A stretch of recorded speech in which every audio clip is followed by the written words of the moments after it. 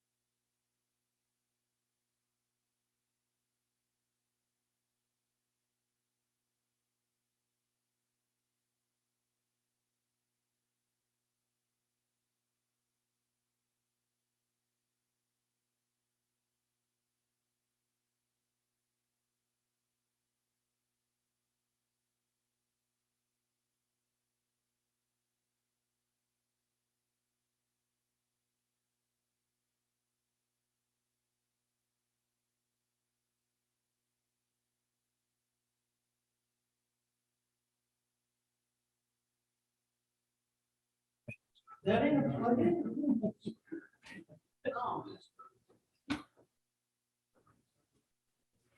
All right, good morning. We will get started. It's 8 o'clock. We try to stay on schedule, but if we finish early, there's no penalty for that. So that's kind of our goal.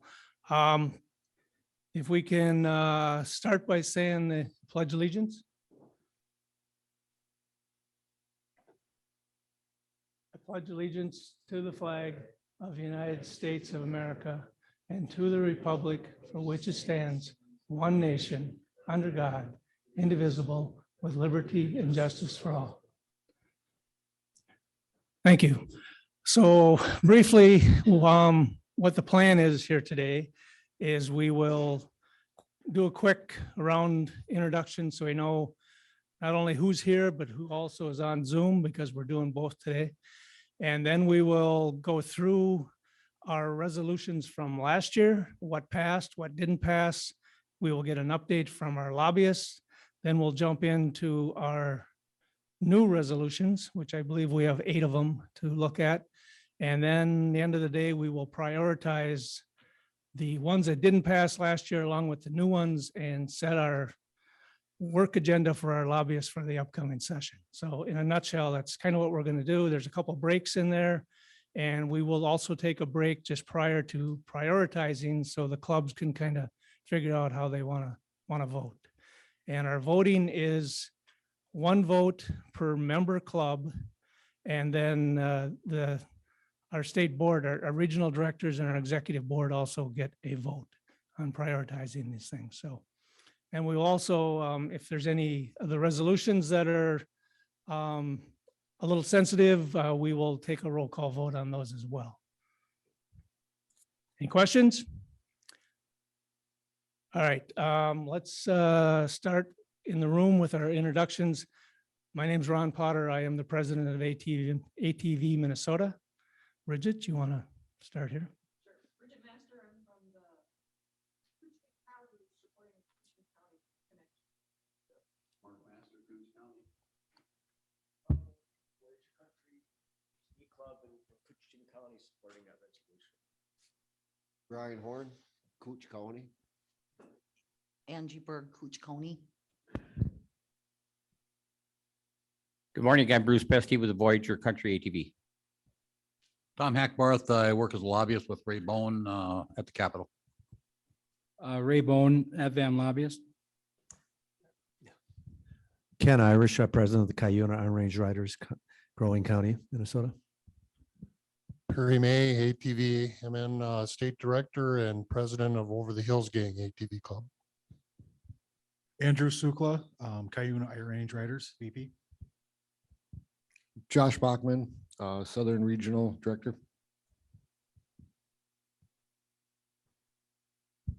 Mike Halverson, Bluff Country ATV. Al Kirchhoff, Bluff Country ATV. Dave Clevenger, ATV Minnesota, first vice president and president of South Metro ATV Club. Kevin Bauer, South Metro ATV Club. Ron Birch, Bluff Country ATV Club. Bill Bartz, Bluff Country ATV Club. Dave Kreuser, member of Washington Ramsey. Mike Devine, I'm absolutely nobody anymore. Mark Smirrod with North Metro. Kevin Anderson with North Metro as well. Laura Anderson, North Metro Trail Riders. Oh, sure. Nick Wagnum, president of Prospector ATV Club, secretary for ATV Minnesota. Lauren Arvison, president of Rosa Lake Wood Sportsman's Club, also Northwest Trail Alliance and Northwest Regional Director, ATV Minnesota. Miles Hoganson, trail administrator for Rosa Lake of the Woods Sportsman's Club. I'm J.R. Burke with Polaris. Irv Kleinschmidt, president of White Pine Riders and also treasurer of ATV Minnesota. And Jennifer Janzek in the back of the room. And we have Mary Wagnum back there as well at the registration. Okay, so we want to get everybody who's online here introduced. Can they do that over Zoom themselves? Okay. So I don't know how you want to start that, but. Sure. So if you're on Zoom, you'll need to take yourself off of mute and introduce yourself. Yeah. Mike Banovitz with the Prospectors Club. Corey Keaton, Prospectors. Peter Murch, Red River Riders and Northwest Regional Director of ATV Minnesota. Mark Weber at South Metro ATV. And Bill Transu. Jeff Anderson with the Northeast Minnesota ATV Joint Powers Board, lobbyist. Mike Larson with Ranger ATV Club.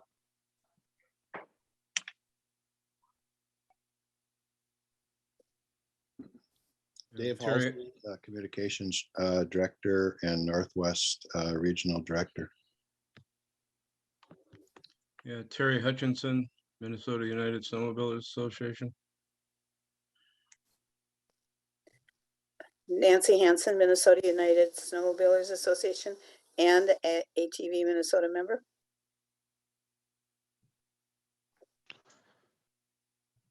Joe Unger, I'm the OHV consultant with the Minnesota DNR Parks and Trails.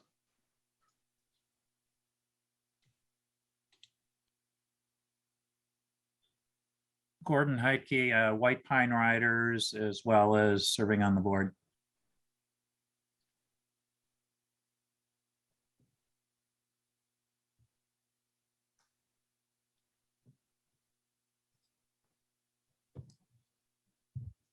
Did we get everybody who is on Zoom? I think we did, Herb. Oh, is Bruce Lawrence on there? This is Joe Unger. I was emailing Bruce this morning, so I'm thinking he might be on pretty soon. Okay. Yeah, it looks like everybody announced themselves. All right, so what we didn't figure out is who's with what clubs. So we'll have to figure that out. Yeah, I think the issue is the one club, one vote issue. So we just need to know who is voting for each club. Do you want to do that now or later? Or let them confer, or how do you want to handle it? Well, hopefully we know. So let's do that now. Okay. Then you can get that recorded. Okay.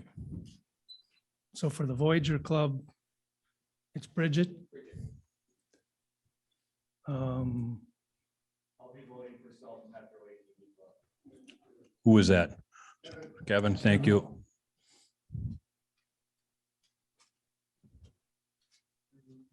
You're voting for Cuyuna? Who is that? I'm sorry, I'm looking at two different things. Yeah. Here. Andrew, okay.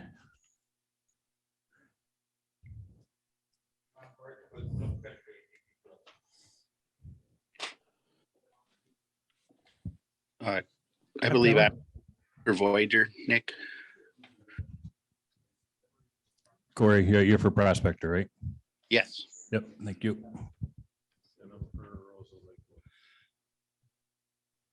Mike, you got a voter back there for?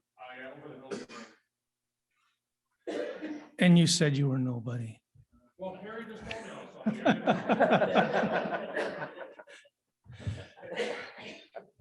All right.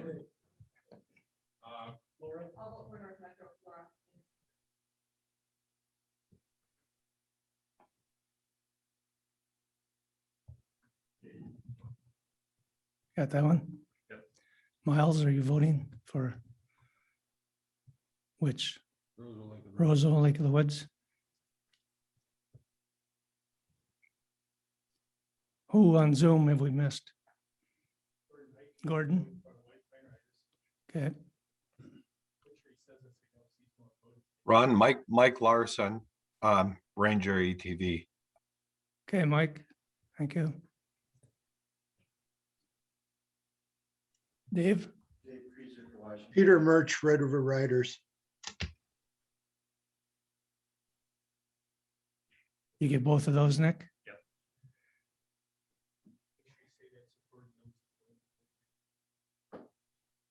Gordon, did you catch that? That you were voting for White Pine Riders? Got it. Thank you. We missing anybody? Hard to tell. All right. All right. A couple other housekeeping items, restrooms, out the door, across that big lobby and on the right-hand side.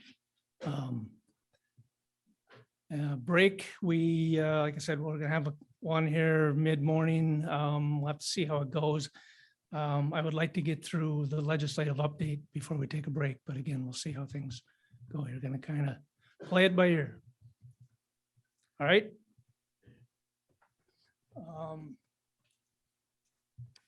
So this is our priority list from last year.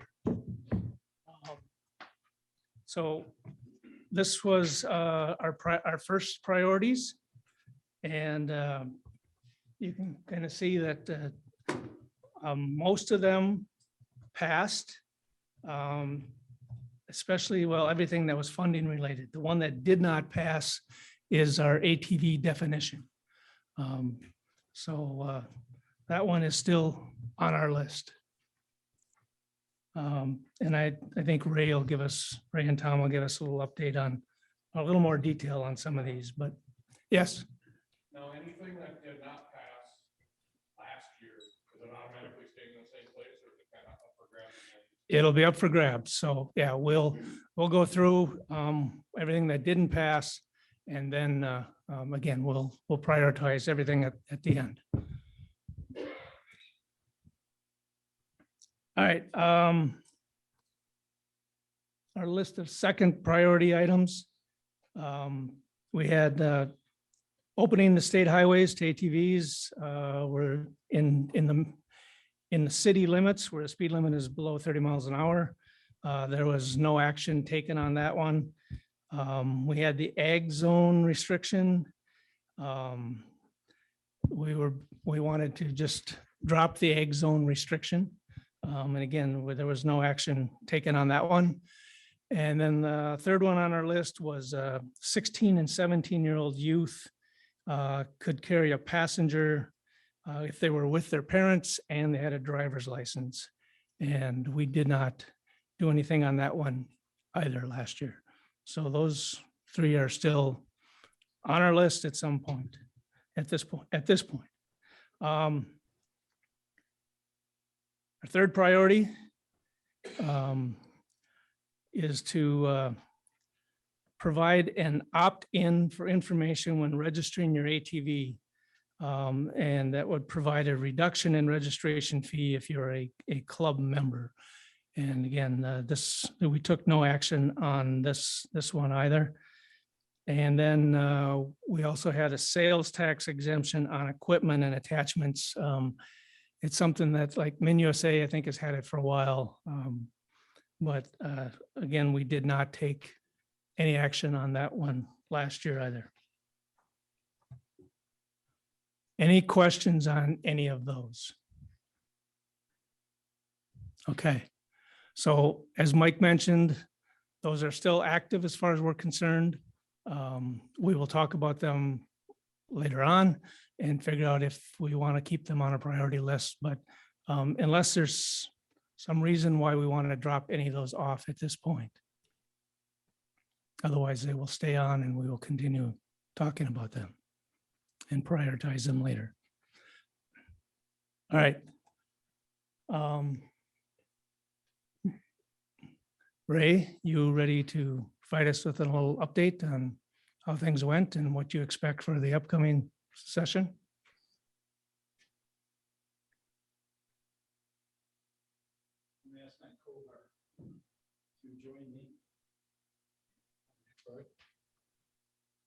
Morning, everyone. Good morning. Welcome to Southern Minnesota. Hold the mic.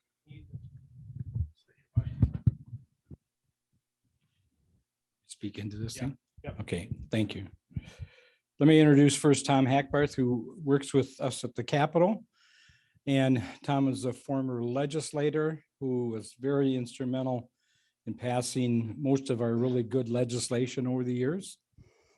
So we want to thank him for that, but he's also an avid ATV rider, so he's still very much involved. And I shanghaied him into helping me doing some lobbying. So it's he's a great asset to have at the Capitol, believe me. Last year was like a year we've never seen before at the Capitol, or frankly in our world, our own worlds. Was a little bizarre because I haven't been to the Capitol since March 18th of 2020. Literally have not been to the Capitol. Everything that we have to do, we're doing by telephone calls or Zoom. And while those are somewhat effective, I mean, it's clearly not as effective as being around the Capitol, pulling people off the floor, chasing them down to the, literally to in the hallways, into the bathrooms, that sort of thing, to talk to them. And that's really problematic because there's a reason they call us lobbyists. It's because we work the lobbies and we talk to people, off to the side, and you talk to them any chance you get, or you can corral them. And not even being able to get into the Capitol or into any of the office buildings was, fairly problematic. And so you're at the mercy of your relationships with legislators. And if you had a relationship or knew the committee chairs, that obviously was very helpful. And I think between Tom and us and Jeff Anderson and Gary Sirkvenik, who also do lobbying at the Capitol for Northern Minnesota, they, we were able to actually do fairly well with our number one priorities. And under the scenario that I just offered you, the ability to talk money is actually a lot easier than actually talking policy changes. Because if you had something that was not fairly non-controversial, then it was probably going to be okay. But if anything, if there's any controversy surrounding policy, unless it was a real high level policy issue, those issues just fell by the wayside real quickly because legislators didn't have time to deal with them. When you have hearings, they all got 2 hours to have 2-hour hearings. And in the past, they could always have like evening hearings where they could go for 6-8 hours, Saturday hearings, that sort of thing. Well, because of the fact that they had to be on TV, basically broadcast, they had 2 hours and that was it. After 2 hours, they had to close, they had to quit. So they didn't really have a lot of flexibility, hardly any flexibility in terms of being able to have more discussion, hear more bills, that sort of thing. I frankly was surprised that they heard the number of bills that they did. But anyway, so we were actually pretty pleased with the way the session ended for us.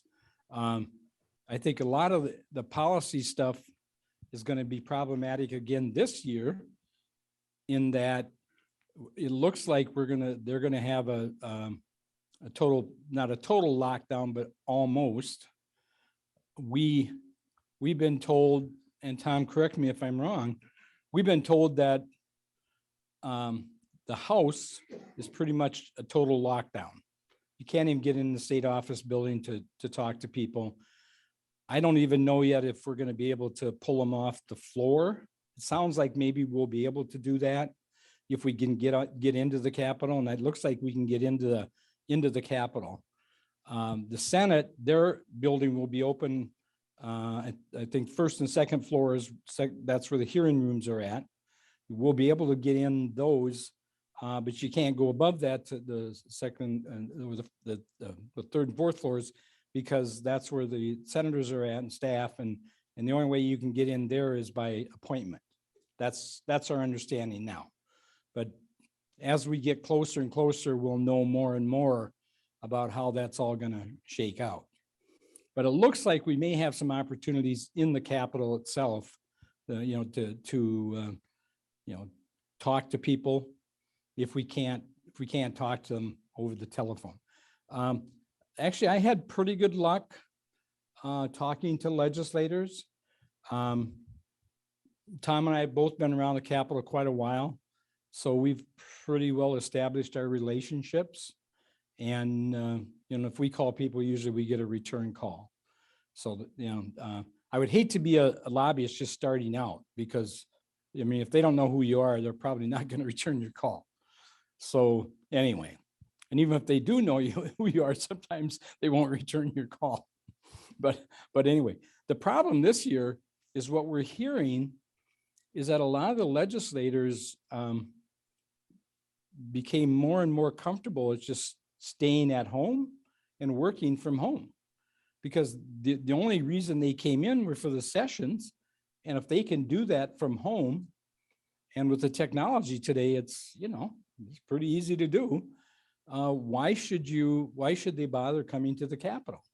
And that even makes it more difficult. So we may end up going up to the Capitol and finding out there's, half the legislature is not there and your folks aren't there. So this coming session is going to be another one where it's just going to be filled with challenges for lobbyists. I know a lot of the senior lobbyists I've been talking to are pretty disenchanted with the process. And I mean, we understand it, but it really makes life more complicated. And Ron, what's doing, it's making us earn our money is what it's doing. No, it really is making it very difficult to communicate the way that we were used to. And again, there's a reason they call us lobbyists, I guess. Tom, do you want to say anything about the tenor and process? Well, I think the first year of the COVID was a disaster, I thought, and last year was a lot better. But still, we weren't able to get a hold of the people and actually meet face to face with a lot of the folks that we needed to talk to. I think the low pressure tire thing is an example of something that we probably could have got done if we could have just talked to some folks.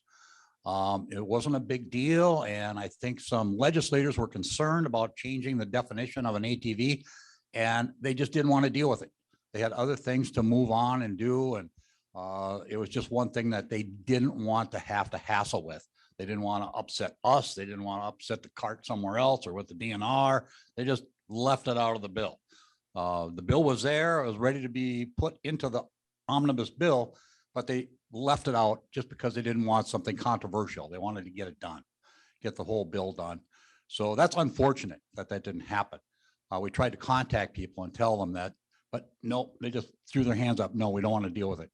And I can understand that. They've got other things, bigger fish to fry than low tire pressures on ATVs. So, but I think we can get that done this upcoming session. I don't think that's going to be a problem at all. We will have more access to the Senate this year than we've had in the past. The past couple of years, the House, like Ray said, it's going to be impossible to meet face to face with those folks unless we get a meeting off campus somewhere at a restaurant or someplace to talk. But it's going to be very, very difficult to deal with the House this year. But we will be able to probably see some senators and be able to talk to them. So that'll be a little bit better anyway. So I think we can have some good success this year. What's happening at the Capitol this year, of course, it's a bonding year. So they're going to be putting a bonding package together. And of course, they have the surplus, and we'll see what's going to happen with this. But the big thing, I think, this year, and I think it's what everybody is focused on at the Capitol and wondering what's going to happen, is redistricting. They're going to draw all new lines for each and every individual district in the House and in the Senate and Congress. So all those lines are going to change. So we'll have to see what's going to happen along those lines. But I think that's going to be a huge thing. As long as I was in the legislature for 20 years, we never agreed upon a bill that the lines were going to be this way or that way. It always had to go to the Supreme Court. And I'm sure it's going to happen the same way again this time. It's going to go to the Supreme Court, and the Supreme Court will decide what the legislative boundaries will be. So that might be later on in the session, which is unfortunate, but that's probably what's going to happen. So those are some of the things that we're looking forward to: the bonding year, straightening out the surplus that we've got. There's going to be a lot of ideas about what's going to happen with that. People are running for governor and they're leaving the legislature, and there's a lot happening around those kind of things. But I think all in all, I think, especially if we can deal with the Senate, we've got a lot of good friends in the Senate that are manipulating these bills. And I think we can at least get our stuff in the Senate bill. And we were very, very fortunate last year too, in the House, to get the things done that we wanted to get done. Yeah, Rob Eklund really did a wonderful job of putting that all together and getting that all done and explained to the rest of his colleagues in the House. So that's all I had, Ray. Believe me, that's no easy task for the House. Trying to think if there's, Ron, is there anything else that we should be talking about? We'll be a lot smarter. Session begins January 29th. So by the time it begins, I think we'll all be a lot smarter. We have to figure out what comes out of here today, then we got to figure out how we're going to package it. I know I'm talking to Polaris about how we package the definition issue. And it seems to me that's something we got to put together and push together. But we have to figure that out, because you have to be pretty strategic about some of this stuff and how we get it done. But we have had our issue, the beauty of our issue has always been nonpartisan. Whether you're a Democrat or Republican, didn't matter. We've always had working majorities in the House and the Senate. And I tell the story that one time we actually, the House DFLers messed around with the tax provision on our gas tax. And I got a call from Senator Bach in the morning saying, Ray, you gotta do something, because they're gonna take it out in the House, and I don't know if I can get it back in the Senate. So we maneuvered around and we talked to people quick, and they end up having to lay the bill over because they didn't have the votes in the House to pass the tax bill without our provision in it. And so that's what I mean when I say we had a working majority between the Rangers and other people, other Democrats in rural Minnesota and the Republicans. We had a pretty strong majority, and we would pull that lever when we had to. And I think we still do.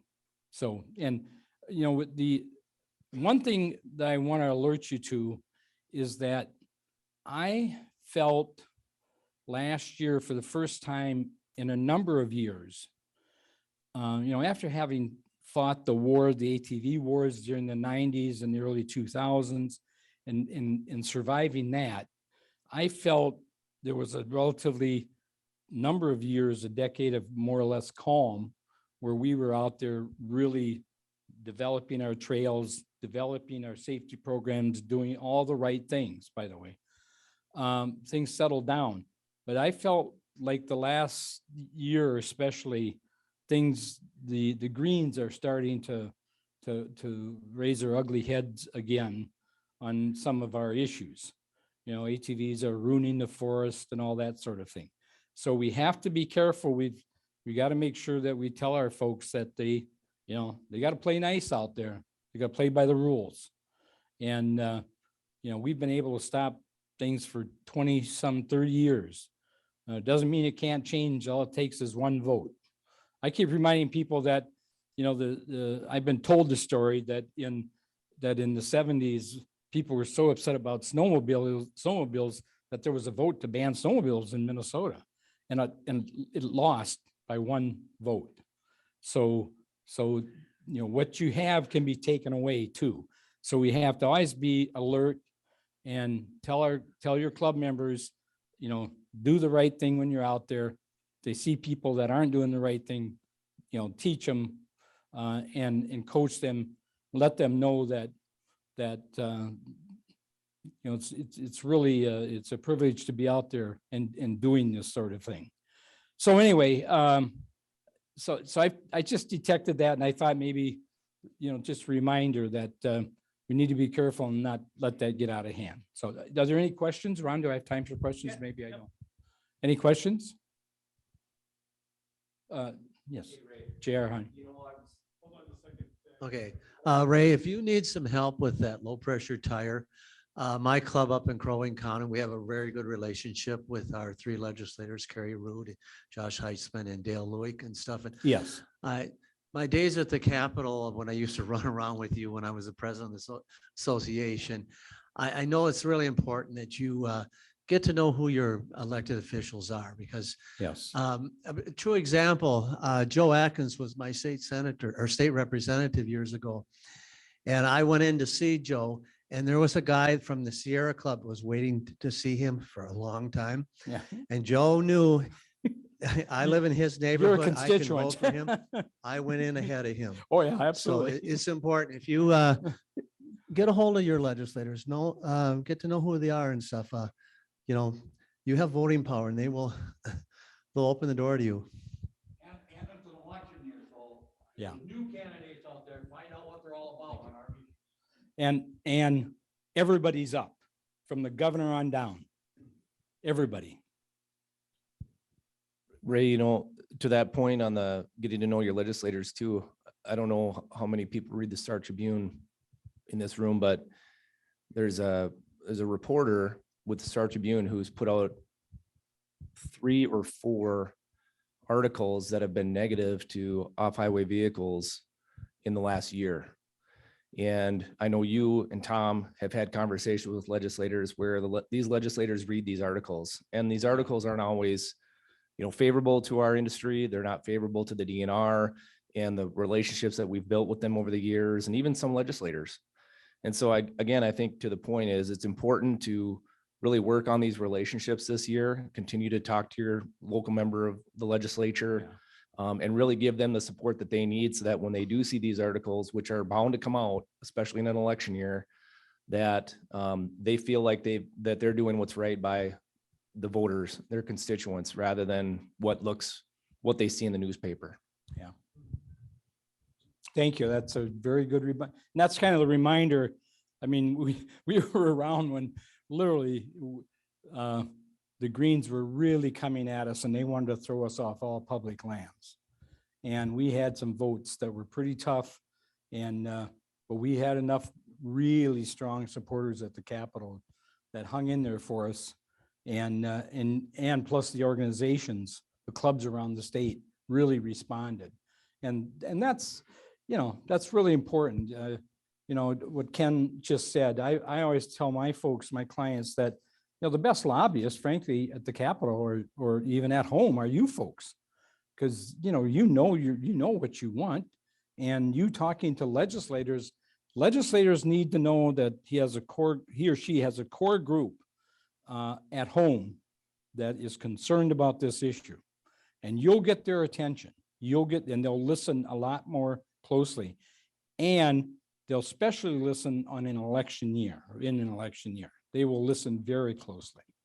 So that's really important. And, you know, invite them to have coffee some morning with a couple of you and sit down and have coffee with them. It's a little more difficult now. I guarantee you it's a lot more difficult, and maybe you have to do a Zoom meeting with them, but they need to know there are people in their area that are affected by the decisions that are being made. And many times these folks, if you don't let them know, they'll just go along with the herd. They'll go along with what leadership tells them to do. You know, vote on this bill and everything is okay. Well, there may be a provision in there that's really going to be harmful to us. But if they see that, and first thing they're going to do is call you guys and say, you know, is this something you're concerned about? And hopefully your crack lobbyists have let you know at that point that it's there and you should be working it. So anyway, I'm starting to get a little nervous about what we're hearing, JR. I agree with you. And it's not positive. Never is, though. Never seems like it never is. As a former legislator, I want to tell you that, you know, I might get 1 or 2 calls that were on a particular issue, and maybe it's not that big a deal, and you might not think about it much. But if you get 10 or 15 calls, and that doesn't sound like a lot, but if you get that many calls, you start paying attention. and you start calling these constituents back and finding out what the scoop is, you better get on the ball. So it really makes a difference just placing a simple phone call.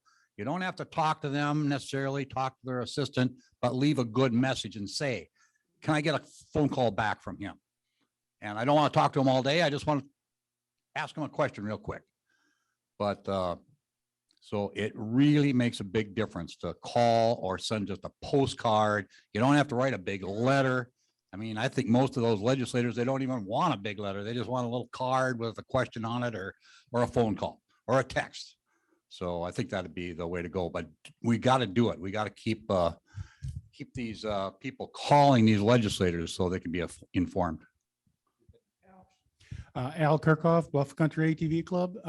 In reference to some of those newspaper articles, aren't we as either ATVAM, because you're asking individual clubs, but is there something that ATVAM can do to counter those things? Because, you know, we all know Dave Halsey, he's good at what he does. If he can lead some kind of counterintelligence, counter propaganda, whatever you want to call it, you know, so that we can answer to those things where, because I know just a brief example of some of the comments going back and forth about the Houston trails thing, not getting into that, but I live in Fillmore County, which is not Houston County, obviously, but there's still articles in the Fillmore County Journal regarding the pros and cons of the Houston County project. So that tells you, you know, people from around the area are watching that. Is there something that we can do at, like in the Fillmore County Journal, the Houston County Journal, Winona County Journal, where we can counter some of this? Because we have a lot of common sense people that are living out in the rural areas that even if they do read the Star Tribune are a little skeptical because that's big city stuff and they're greens and they're tree huggers. You know, there should be something that we can do to counter, put just as much out there. Yeah, there is. I mean, we, one of the things that we did when, you know, we took a little bit of stuff from the Star Tribune, but then after a while we did, you know, screw them, and we went after them.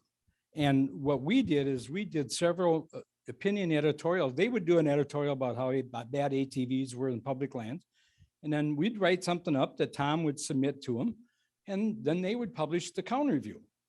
And those were, I think, really effective.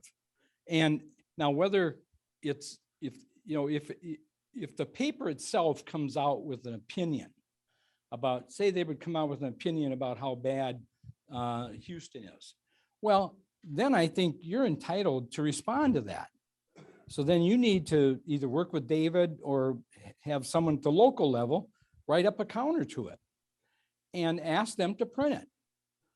And, you know, I don't mind taking on the media. I used to be part of the media. I published a newspaper once upon a time. Worst mistake I ever made, by the way. And anyway, you know, you can take them on. You can tell them they're not right. I was a communications director and press secretary to the governor, and I fought with the media all the time. You know, and you can say no to them, and you can demand that they be fair with you. And I didn't hesitate calling them out, you know, when I thought they were unfair. And boy, they don't like that when you tell them that they're not being fair. They don't like that. But a lot of them are really unfair. We had one a couple of years ago who was going to do this great big article about all the people we were killing with ATVs. And so he was trying to blame it on us. I said, what the hell are you talking about? We had 37 deaths, and one of them happened on our trails. All the rest they're getting killed at Grandma and Grandpa's farm, or they were getting killed in the road ditches, or whatever. It had nothing to do with our trail development. And I just told that, first the guy called and I said, I don't want to talk to you because you already got your mind made up. He says, what do you mean you don't want to talk to me? I said, I don't want to talk to you because you got your mind made up. So why should I waste my time with you? And it really, I think, got him thinking. And I told him, I said, I asked him these questions. I said, you know, your hypothesis is totally incorrect. You don't know what you're doing. So the more he dug into it, and the more he thought about it, guess what? His story totally changed to what ATVers were doing out in Southern California in the desert. You know, so, but that was great. So, you know, you can talk to these people, you can tell them the ways of their errors. And I don't think we should hesitate doing that. I mean, it's, you know, you don't respond to every little thing that happens, but I wouldn't let much more go by without going after them.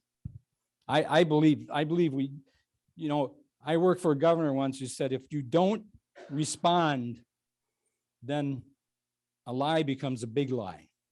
And that's what we're, you know, that's what we have to make sure that we don't allow that to happen.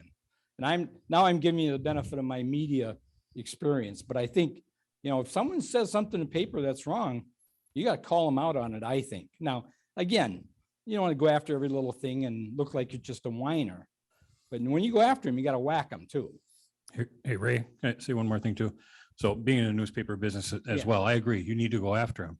And I thought we made a mistake last year by not going after them when that story came out during the session. And it was about the change in the weights and so on. And it was incorrect. There were facts that were wrong in there and it needed to be corrected. And I think the decision was made not to do so, but I think that was the wrong decision in hindsight. Hindsight's always 20/20. So I think, you know, going forward, we need to make sure, like you just said, go back after them and tell them, no, that's not great. Yeah, you're wrong. No, I don't hesitate at all doing that. You know, to that point, you know, that article wasn't just about the trails. It was about, and riders, it was about our relationships with the DNR. It was about our relationships with particular legislators. And it talked about how the legislature and the DNR have been too kind to off-roaders. Yeah. That's what I took out of it. Yeah. And so, you know, I really think that there's something systematic there is my point. The other thing that I mentioned, because I also used to represent a member, I'm represented a member of Congress as a press secretary. There are little things that you can do. You know, Houston County, I mean, I've seen the articles that you're talking about. And if you want to, if you look at the paper at the very end of it, it's going to tell you how to put an op-ed or an editorial in the paper. And you as a club can put together an editorial or a little op-ed countering what the paper is suggesting to at least get your message out there and to do it in a respectful and fact-based way and provide more credibility to your side of the story than the newspaper, which is the only source of truth at that point. It's a very small task. I mean, it doesn't need to be long. It doesn't need to be extensive. It just needs to be credible and respectful is my experience. And then you getting out there and you're talking to other members of your community too and sharing your point of view. And it contradicts. It's an effort to contradict some of the inaccuracies that unfortunately sometimes perpetuate these stories. Okay, yeah. And just to follow up, so Al, you know, you can do that, but we can't look to Halsey to write it because he doesn't know all the background. So if you guys want to work with Dave to do something like that, that's totally appropriate. So.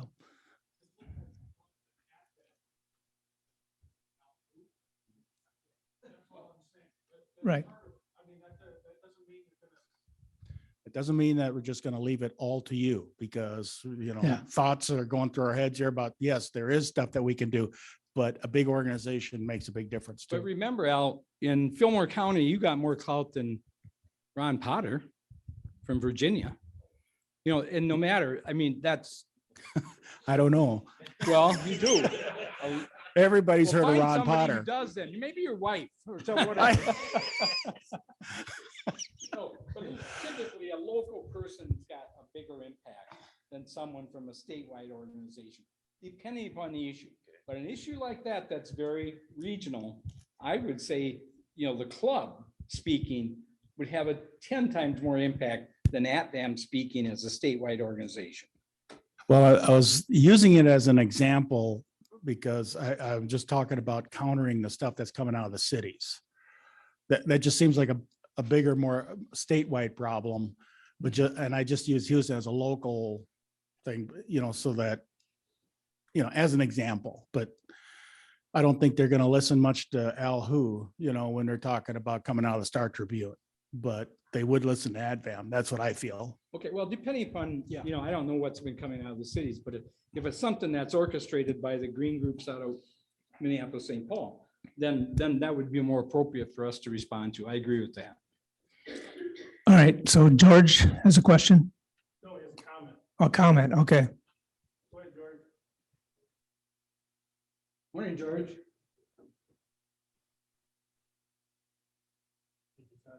Someone take it up. You got to take it off mute, George. Yeah, I guess that would help, wouldn't it? Sorry about that. I just wanted to make a comment. We did actually go back after the Star Tribune when they came out and they were trying to tell us that Minnesota was killing kids. We actually took the reporters for a ride up in Namaji. Mike Devine's kids were featured on this ride as well, and as part of the safety programs in Minnesota. And we made the point that Minnesota does a lot of things to protect our kids. We have helmet laws, we have fit requirements, and a whole lot more. But I do have to say that after taking them guys on this ride, their next article had a lot of favor for Minnesota as far as, hey, we do safety. We are looking at providing safety programs for our kids. And this is a family affair, not just we're not trying to kill our children with their sports. So. All right, thanks, George. Are there any other questions on the Zoom, folks, for our lobbyists? Okay, before you guys leave, we do, and this is ATV Minnesota's legislative summit, but we do work with the other motorized groups. And there are 3 issues that we're working with them on. And one of them is the registration. And so ARMCA's taken the lead on that, the motorcycle. Ray works for them. So you want to give us a brief update on what that's all about? Well, what's happening is they changed the law a number of years ago, which says that in order to get to transfer the registration, the former registered owner of the vehicle, ATV, off-highway motorcycle, you have to have a bill of sale from them.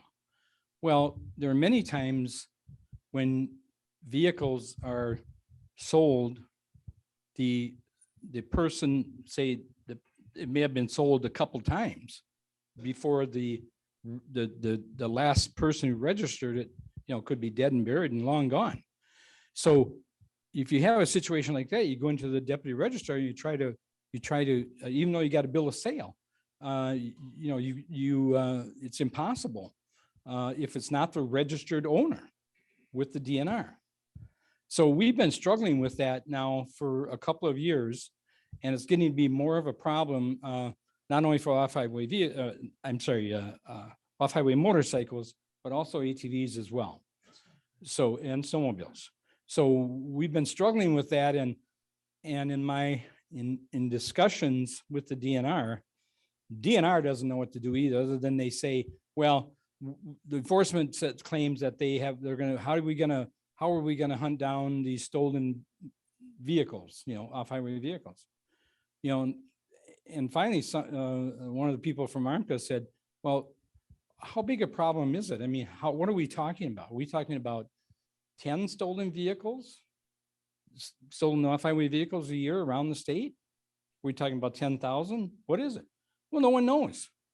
No one knows if that's a problem or not.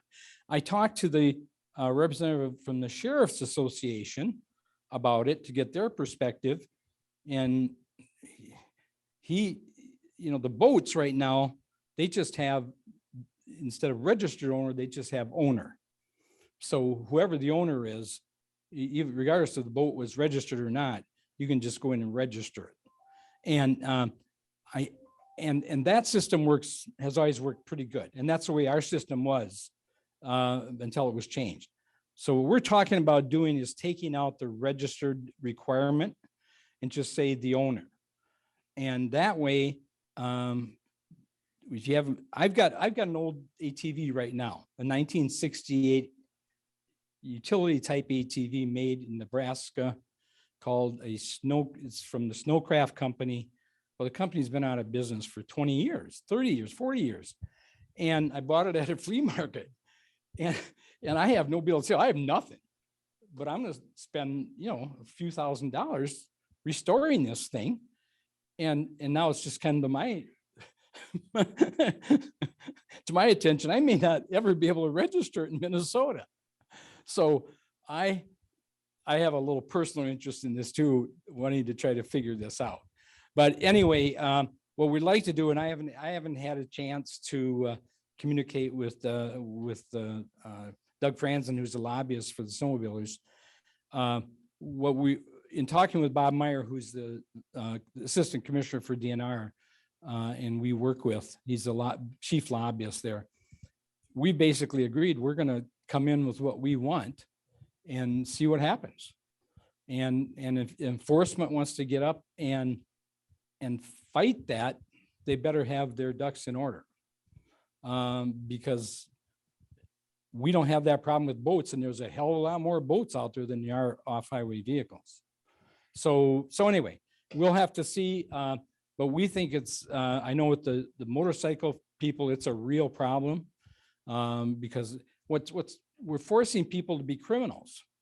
Because if they buy a dirt bike and they can't register it, and although they bought it in good faith, what happens is they go out and ride it anyway. And then they're riding, and then so we're not only forcing them to be criminals, we're also losing out on their registration money, and they're not paying their fair share. So anyway, we've got to figure it out, and maybe someone will come up with an idea that's better than we have. But I think if we just go back to the way it was, I think we'll be fine. And I don't think it's going to create a real big problem. I have not heard back from the Sheriff's Association. I have called them, so I'm waiting to hear what they have to say. I mean, if they would support us, I think it would be all over. We should be able to get something done. But that's something that I'm definitely going to work with ARMCA, and if AVAM is interested in joining that would be great, because I think the snowmobilers are very interested as well, because they're having the same problems. Bruce Lawrence, I know you're on Zoom. Do you want to comment on that, or are we good and ready to move on? I just want to thank you. Good morning. I think the discussions at senior management level are still ongoing, so I have nothing to refute or to talk back to Ray on his talking points. So that's all I can tell you. All right, thanks, Bruce. You're welcome. A couple other issues that we're working with the other groups on would be the trespass, and then the divided highway issue. And I think Terry Hutchinson's on and can give us kind of an update on what's going on with those two items. Recording in progress. Yeah, I think I'm off mute now, huh? Yes. We can hear you. Alrighty. Trespass, we had it through the committees over there in the Senate, and then COVID hit the next morning. But the proposal we had before is that the current law says that the first offense is $50. We're proposing to raise that to $200. This current second offense is $200. We're saying that should be $500. And the third offense was $500 now with loss of registration for the vehicle. We're saying we're going to raise that to $1,000 and keep the loss of registration there. We had all four groups with us last time, and we're hoping you folks will support with us again on this same legislation. We're with you, Terry. How about the other one on the roundabout? Yeah, the divided highway thing that we're in having issues with around the state is the current statute says you can only cross a divided highway at a road crossing, and a road crossing is not a farm field driveway. And those road crossings are now turning into roundabouts. They're turning into J-turns. there's no current way to cross those two situations. So we're proposing to just add one sentence to the existing statute that says you can cross a divided highway at a safe location as agreed upon by the road authority and the local club. We're thinking hopefully that the DNR will just put that in one of their bills, just a simple sentence change to make it so we can legally cross. All right. Anybody have any questions for Terry on either one of those? You're going to give us some further direction on those. Yeah, we'll give you further direction, but on both of those, Doug is taking the lead on those, right, Terry? Yeah, Doug has taken the lead on those two, and we're assuming that Ray's got the registration, and we're just gonna back him up whatever he can come up with on the registration transfer. So Doug will have these two, and then Ray will have the other one. Okay, excellent. Any issues anybody have with any of those at this point? All right, we're getting close to starting through our resolutions, but before that, we're going to take a break. But before the break, we wanted to talk about the ride and rally, ride and roast. Ken? Yes, please. We wanted to get everybody before they leave. Well, good morning, everyone. My name is Ken Irish. I am chairing the Ride and Roast Committee again this year. We're going to kick off the riding season at McQuaid's Inn on May 20th. Ken, can you come up here, please? So people on Zoom can not only hear you, but see you. All right, we'll start over again here. Good morning. Welcome, everyone. My name is Ken Irish. I am the chair of the Ride and Roast Committee. We're going to kick off the riding season on May 20th and 21st at McQuaid's Inn. We're going to have a welcome time at the Walk-On Inn Friday evening from 6 to 8. Just kind of get to know everybody and stuff and talk about our organization. And then on Saturday, that's the big event for us. We're going to have a pig roast and turkey dinner at 5 p.m. Guided rides will start at 9:30 in the morning to the area trails and stuff. Afterwards, we'll come back and have dinner at McQuaid's Inn. We'll get some updates from Ron on how we're doing in the legislation and stuff. And there's also a new trail that's being developed on the east side of Mille Lacs Lake. Hopefully we'll get some updates on that. And then we'll have some prizes we're going to give away and stuff. And Perry May can give a little update on the Fall Ride and Rally too. That'll be in September. So I hope you can all join us. We're going to put on a good event. $20 pre-registration, $25 at the door, and kids 10 and under eat free. Thanks, Ken. Perry here, and my club's hosting the state convention this year, and it's in 50 Lakes, Minnesota. And as Ray would tell you, 50 Lakes was an anti-ATV community at one time, so it's a big win over there. So a couple things. Irv's got a lot of slides for us. The previous one was our logo that we're going to put on clothing right there. And the next one is just another flyer that's out there in our area promoting the event.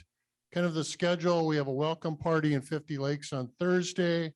On Friday, it's called the VIP President's Ride. Okay, so we're changing it because it's an invitation by President Ron Potter with our guests to ride. It's also open to the public.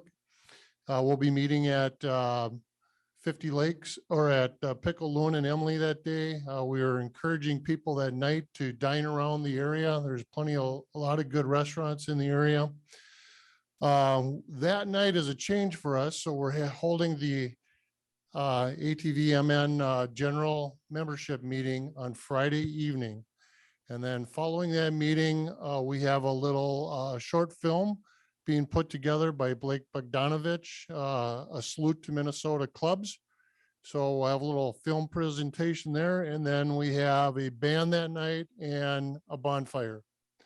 So Friday's, packed full event that day. On Saturday, we've got a pancake breakfast being hosted by one of our local snowmobile clubs who we work closely with. From that, we have 10 guided rides, 5 coming into 50 Lakes, 5 going out of 50 Lakes.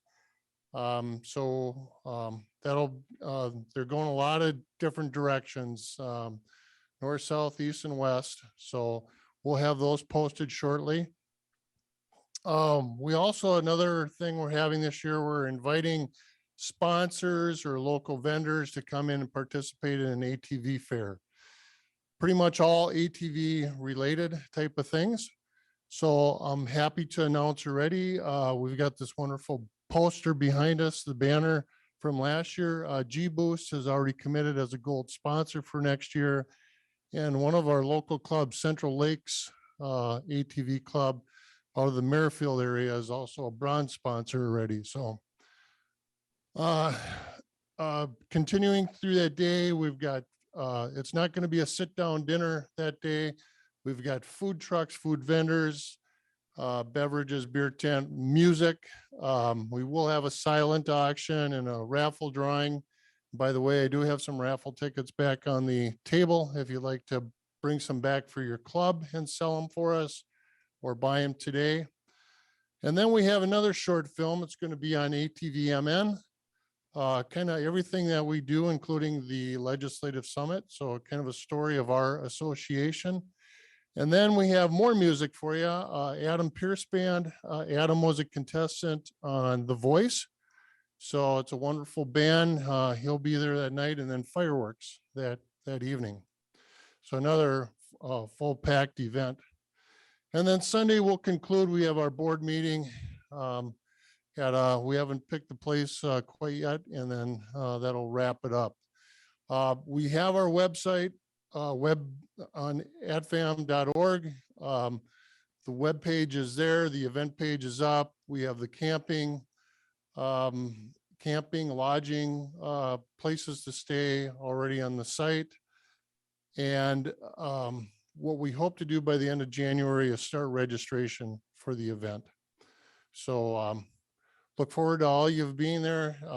Centrally located, Crow Wing County is the central geographic center of Minnesota. So that's where we're at. A lot of good trails, a lot of good places to stay, a lot of good places to eat. So we hope you come.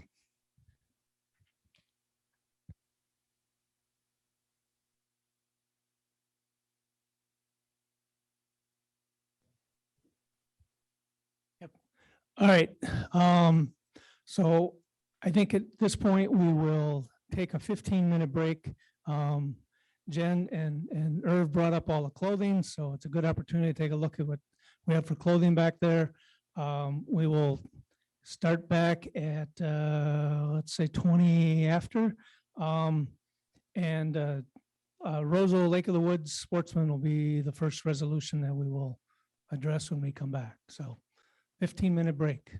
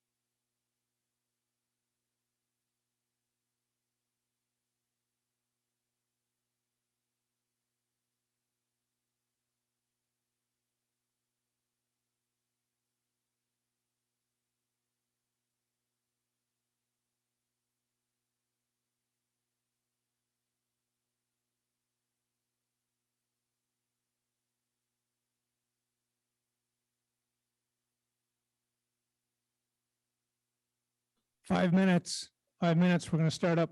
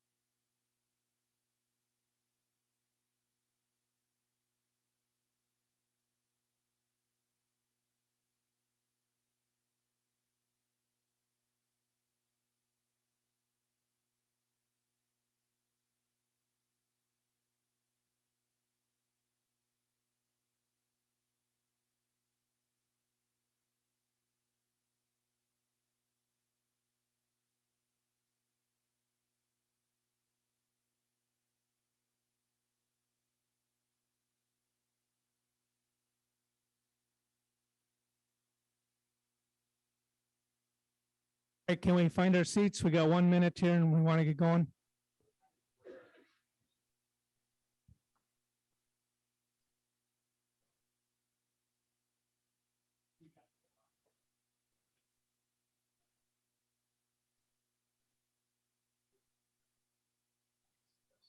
Perry, can you come up here? Need a second?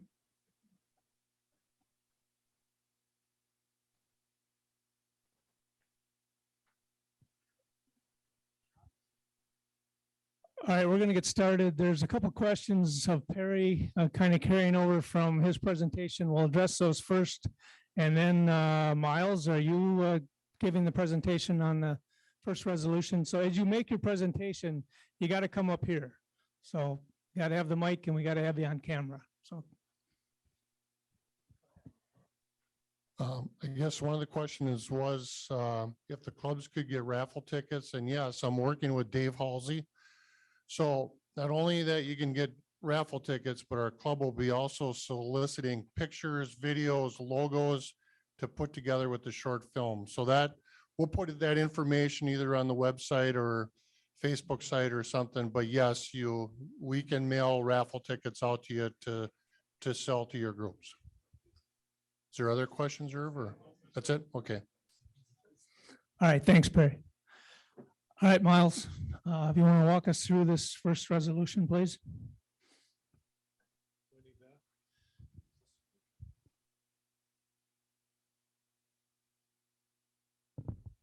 Good morning. Miles Hoganson with Rosal Lake of the Woods Sportsman's Club, North Star Trail Alliance.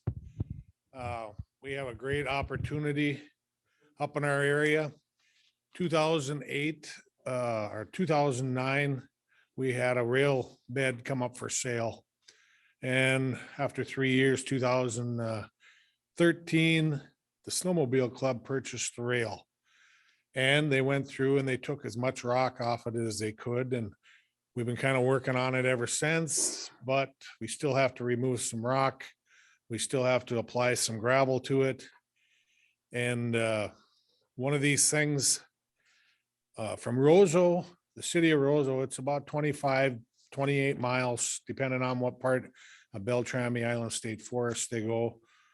Warroad's about 16. There's only one town that butts up right next to Beltrami, and that's Roosevelt, and that's about 36 miles away from Roseau.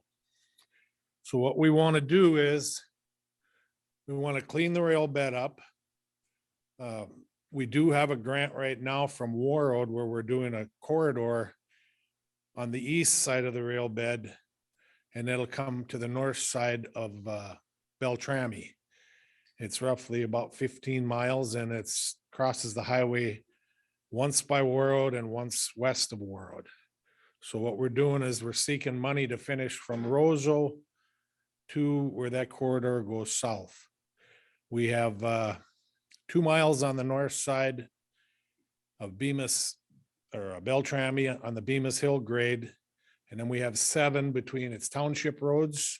There's some 2 miles of state forestry that we're trying to get passed through grant and aid. We do have, we got an FTRP grant for 150,000 and we got 95,000 in local funding to help do that part of it. We want to finish the rest off. Highway 11 this coming year and the next year, they're going to change corners. I don't know if you guys have been between Roseau and Warroad. They're fixing corners and everything. They're going through the whole thing, and this rail bed runs right alongside of it. So we got a perfect opportunity to do that right now. So, and it's safe access. Right now, anybody driving from Roseau to the forest, it's gravel roads for about, like I said, 25 to 27 miles. So between materials, equipment, and labor, we figured about $446,000. Other than that, anybody got any questions? And we will be, now that we do have some approval for putting down chloride, we're going to be using some of that in some of that area too. So it's going to be a good test. So, okay. Yep.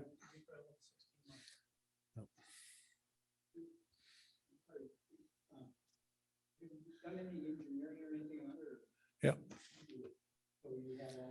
Yep.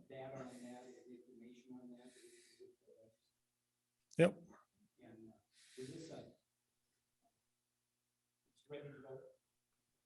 Pretty much, yeah.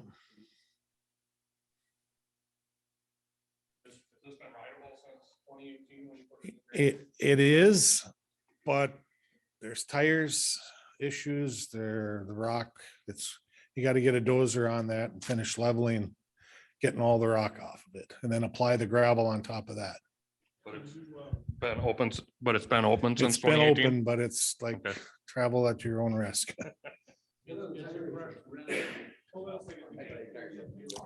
Yeah, folks, hold on. So the people in the Zoom can hear us in the room. I'll get the mic to you as quick as possible. I got my response. I don't know if you guys all know, but rail bed rock's about that big and it's sharp granite.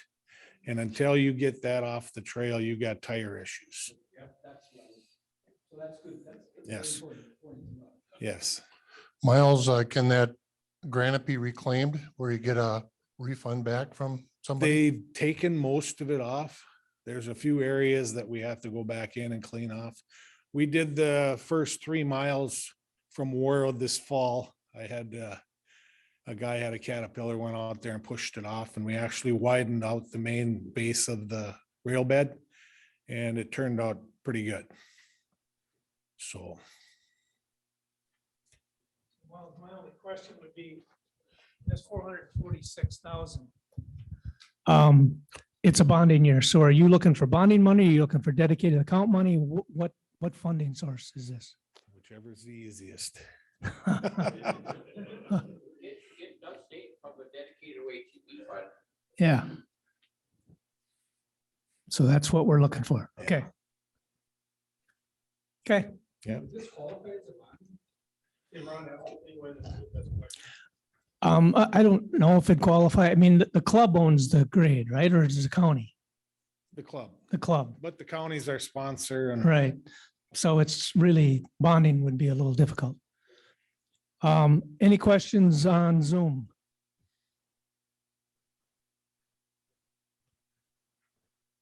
Can you clarify, does it connect to a trail system in Beltrami Island State Forest? Yes, we currently have one that we're waiting for some an EAW to go through, and that'll connect with that.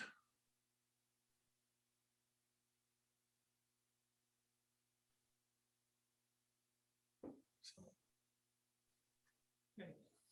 Other questions? So at this point, yeah, we should determine if this is one we want to move forward or not. And I think we'll just do a vote unless it's close, and then we'll do a roll call on it. So all in favor of this resolution moving forward, signify by saying aye. Aye. Aye. Opposed? All right, that one carries. And we also, with this, had a resolution from Roseau County for their support. So we just wanted to include that as well, because that came in with this. So we have the support of the county on this one as well. All right, next one. Yes, Ray. Oh, Ron, do you want to talk about where we're at with the fund balancer as we move forward? So people Sure. have a little perspective about how much money we have to spend, if any? Yeah, we did get the latest forecast on the dedicated account. And there's roughly about 4.5 million surplus in there right now. So we got to keep that in mind as we start talking about funding these projects. But there's, at this point, there's adequate money to fund some of this stuff. And I don't know, Joe, or I don't know if Laura's on, but Joe, you have any comment? Yeah, Laura's not on, but thanks, Ron. And just a couple things, as you know, like you just said, there's about 4.5 million in there right now. Just got to remember that, you know, some of these after a dedicated account would end up in the, or most of them should end up in the grant and aid afterwards. And you know, that's the fund that have to really look at. So after, you know, last year, there's about 265,000 left over in grant and aid after you factor in all the maintenance and all the new trails that were added. So add in new stuff, just got to remember that fund balance as well. As we move forward, this one, since it's already in grant and aid, you know, that's already accounted for in these numbers, but you know, between the fund balance for direct appropriations and the grant and aid balance, you know, just a couple of things to keep in mind. Joe, don't we have another increase coming to grant and aid this year? Isn't there an annual increase for the next 2 years? I think it was just the it's the same, the 1.9 million from last year. I don't know if there's an actual increase this year for it. I'd have to go back and look here. Okay, but like you said, there was a balance, and this trail project is already in grant and aid, so that's already being funded, so. Yep. All right. What, if I could, Ron? Yep, go ahead, Ray. Well, one of the things we're talking about with this fund is that, you know, we watch it pretty critically over the years. And DNR the last couple of years, they've indicated they want to be on a more conservative side. They want to keep more money in the fund from year to year. And I'm not of that persuasion. Because I remember when we had $7 million in that fund and we couldn't spend it on any trail building at all when I first started with that, Van. And actually, we want to spend that money. We don't raise that money to look at it. So DNR has talked, you know, like $1 million in that fund. And to me, that's way too much. $500,000 is more than enough. In fact, I kind of even think even a little lower than that would be okay. But I think right now we want to keep a little more in it because we do have the master plans being developed and we want to leave some latitude to respond properly to the master plan. So just if you keep that in mind, that DNR wants more, I think we should want less. If you get it too big, then people figure out ways to spend it on other things that we don't need. So anyway, just a comment, Ron.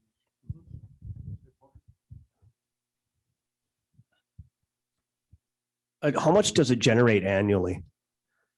The account. The account. Is it 9 million? Most of that is registration. There's what, about 2.5 million gas tax? Yeah. Okay. Registration is about 7.7 million. And that's growing. Yeah. All right, moving along, resolution number 2. Is David online? Do we have anybody from Timberland Dirt Devils to speak to this one?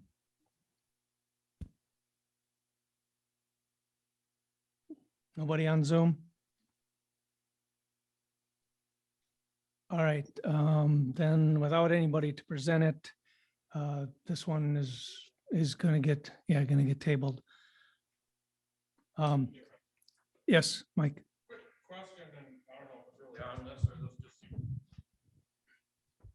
I don't know if it's really on this or if this just seemed like the right point to bring it up, but something that I wanted to bring it up today is how many enforcement officers, and maybe Bruce is listening, how many enforcement officers do we have and how many are we paying for?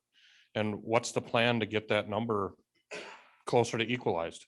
Because it does seem with our heavier use on a lot of these bigger trails, just seem to be a lot more problems. And I don't know if enforcement is doing anything to get more enforcement officers out there or not.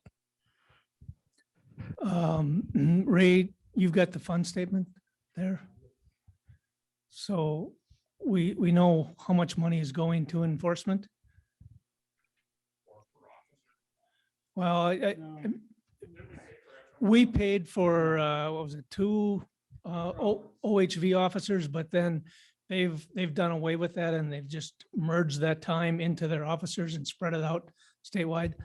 Well, because the officers do a multitude of things when they're out there. I mean, they may be doing fishing, going around the ice houses, and then they run into an ATV that's not registered. So what they've got to do is figure out at the end of the day where they spent their time during the day. And so they do an hourly calculus or 15 minutes, whatever they do.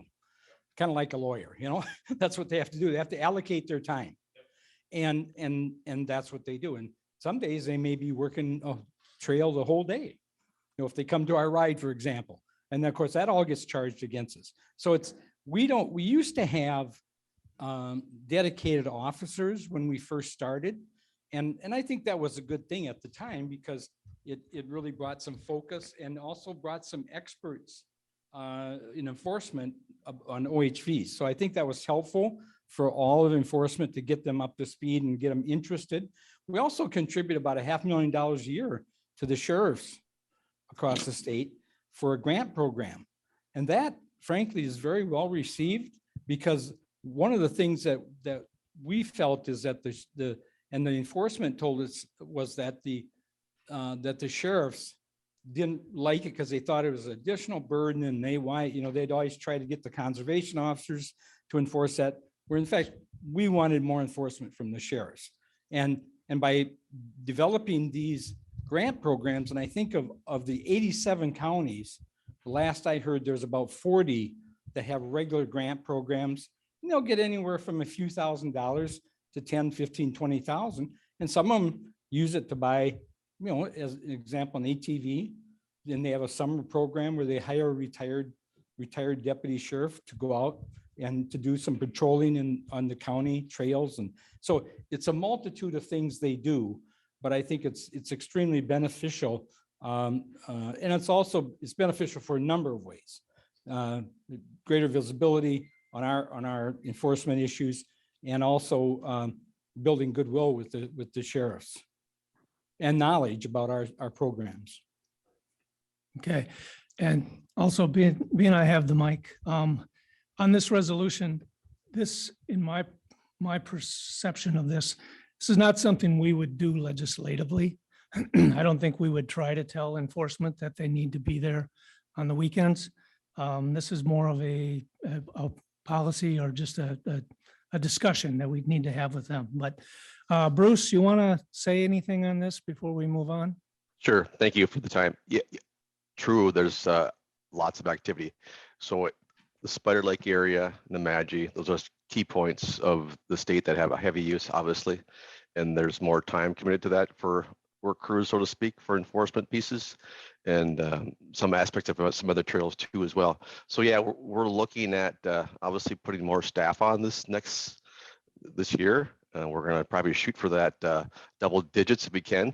I don't know the exact number, but you know, as our staff change over and people retire, so typically we like to shoot for more, but it's been historically a kind of a challenge for us to get money dedicated to us for more enforcement staff. So with the help of you folks, that's where we get there, type of thing, and much appreciated of that. So, but yeah, if you have concerns, definitely we reach out to staff to make, you know, I get that about areas that have concern and the heavy use for sure. And then we can't be everywhere because we have other, and Ray said it well, we have other complaints to go to. You know, we have fishing in our background, especially the springtime of the year when ATV activity gets strong and up and running, so does fishing. So there's some things out there we have to, you know, flesh out our time, and it's difficulty of that. And that's where Ray, thanks for bringing that up. The Sheriff's Department, Sheriff's Association has that money. We give a lot of grant dollars to that for helping enforcement.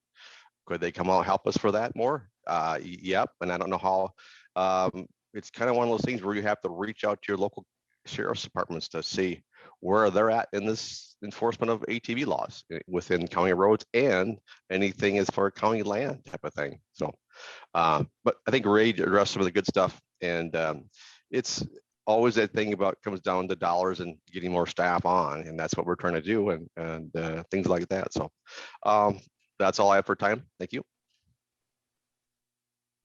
Thank you, Bruce. All right, resolution 3, North Metro. Mark, you want to speak to this one? You need to come up here, please.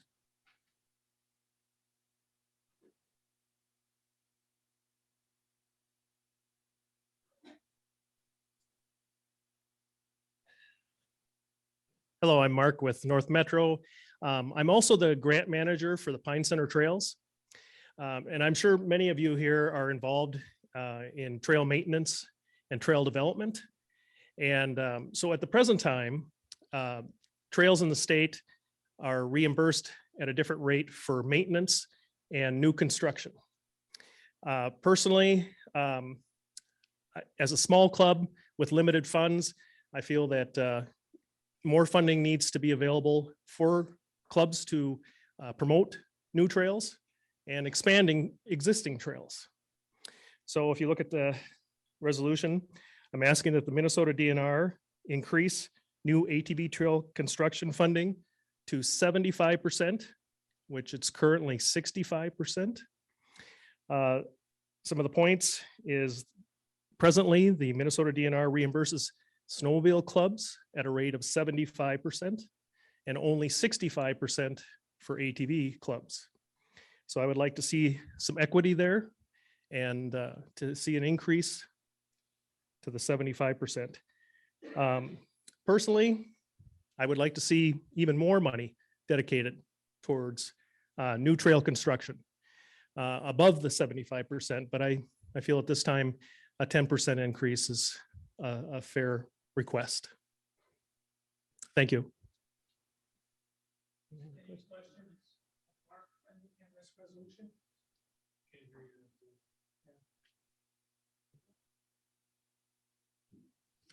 We have any questions of Mark on regarding this resolution? Anybody on Zoom?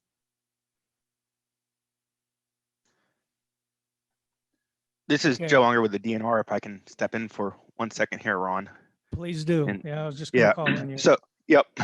So, yeah, the percentages for reimbursements, that's more of a policy thing, not really legislative. The part that would come in legislative here is if we were to agree to something like this, you know, we get a certain amount appropriated for grant and aid. So that amount would have to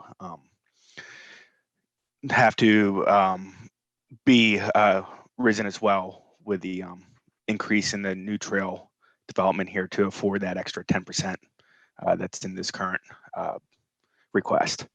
And we are working after, you know, Paul Perman a couple years ago, back in 2019, started the Grant and Aid Improvement Project. And that's one of my top priorities starting out here in the last couple months, is just reviewing what he did then and picking that project back up this winter so that we can review for grant and aid for all OHV, you know, what our current reimbursements look like and what they can look like in the future. So from that perspective, this is timely. You can keep this one in mind as you're working on that revision.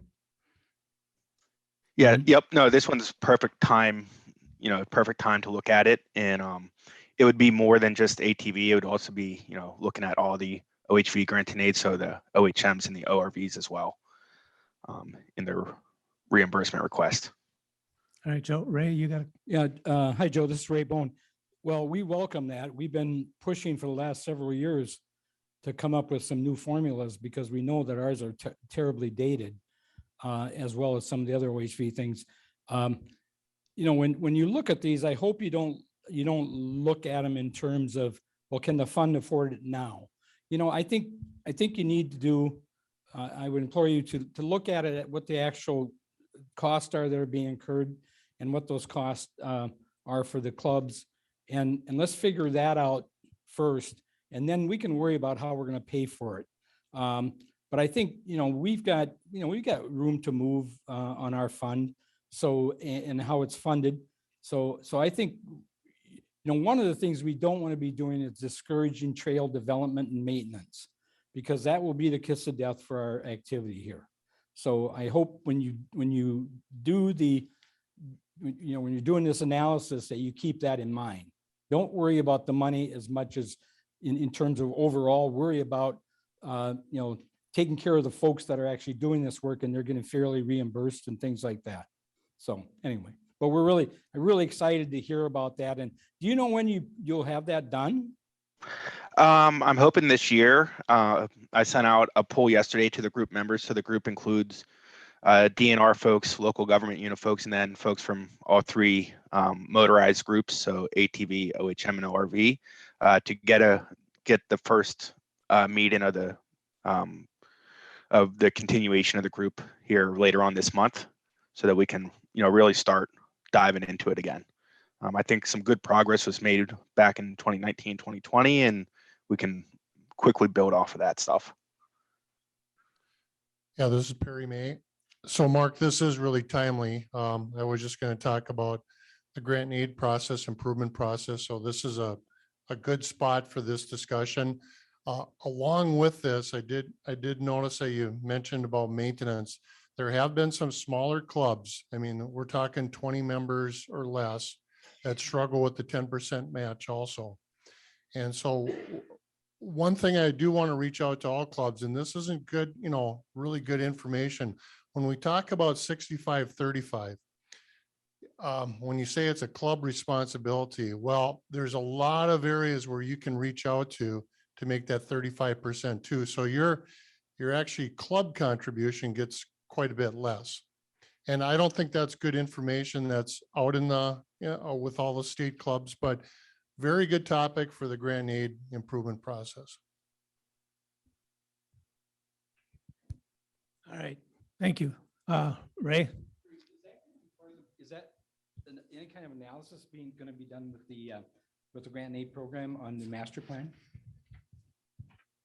That didn't come up, but one thing that Joe, I mean, what time the group is talking about is the types of trails, that will be part of both the master plan and the grant and aid in terms of, how you fund these things. If we can move, hate to bring this up, but if we can move to a general maintenance rate for different types of trails, I mean, we almost have to define trails by type.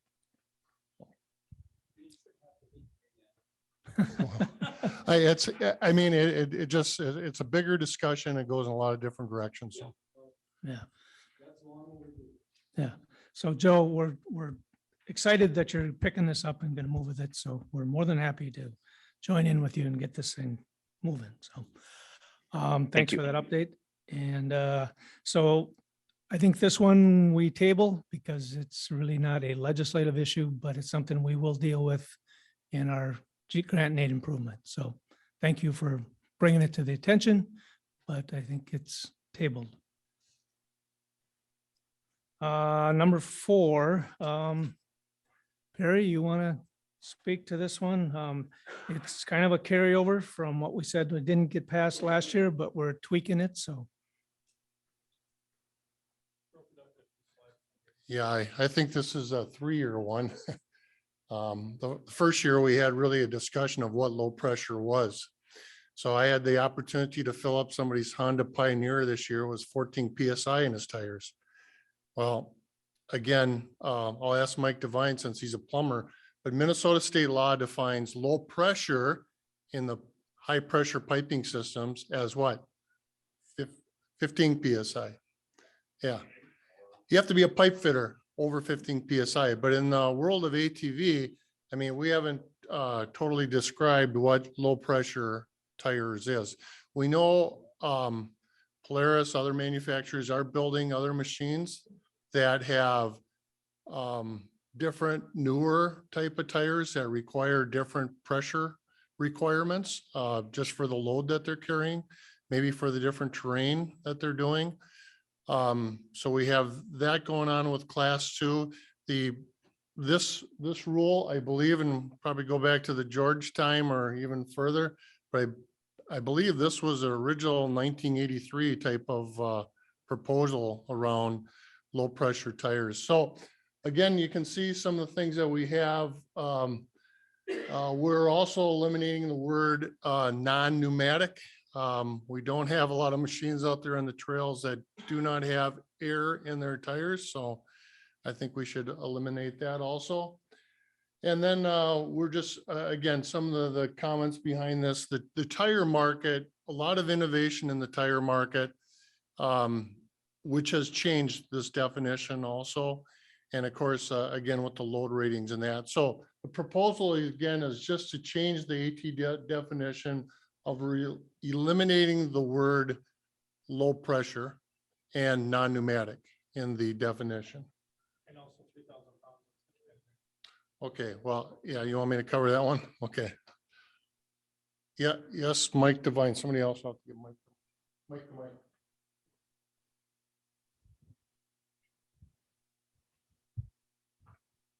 Now, on your tire portion of it, something that's been discussed, and I know nobody seems to have the real answer, is I think you need to either write in as the vehicle was manufactured or as it sits on the trail. Because a lot of these vehicles are coming out 64 inches, then you go put wheels on them and they're 69 or 70. So I think it's part of your tire issue was the width at 65 inches. I think if we're going to attack the definitions, I think we need to discuss that and figure out how that should be in the law, because there's a big difference between vehicles out there, what they were when they came off the showroom floor and what they are out on the trail.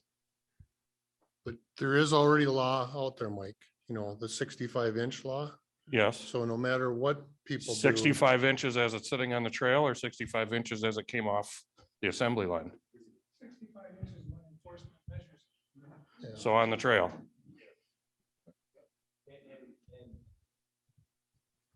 That's accurate, because the definition is as it pertains to the machine as registered, which is essentially registered in Minnesota at the point of sale.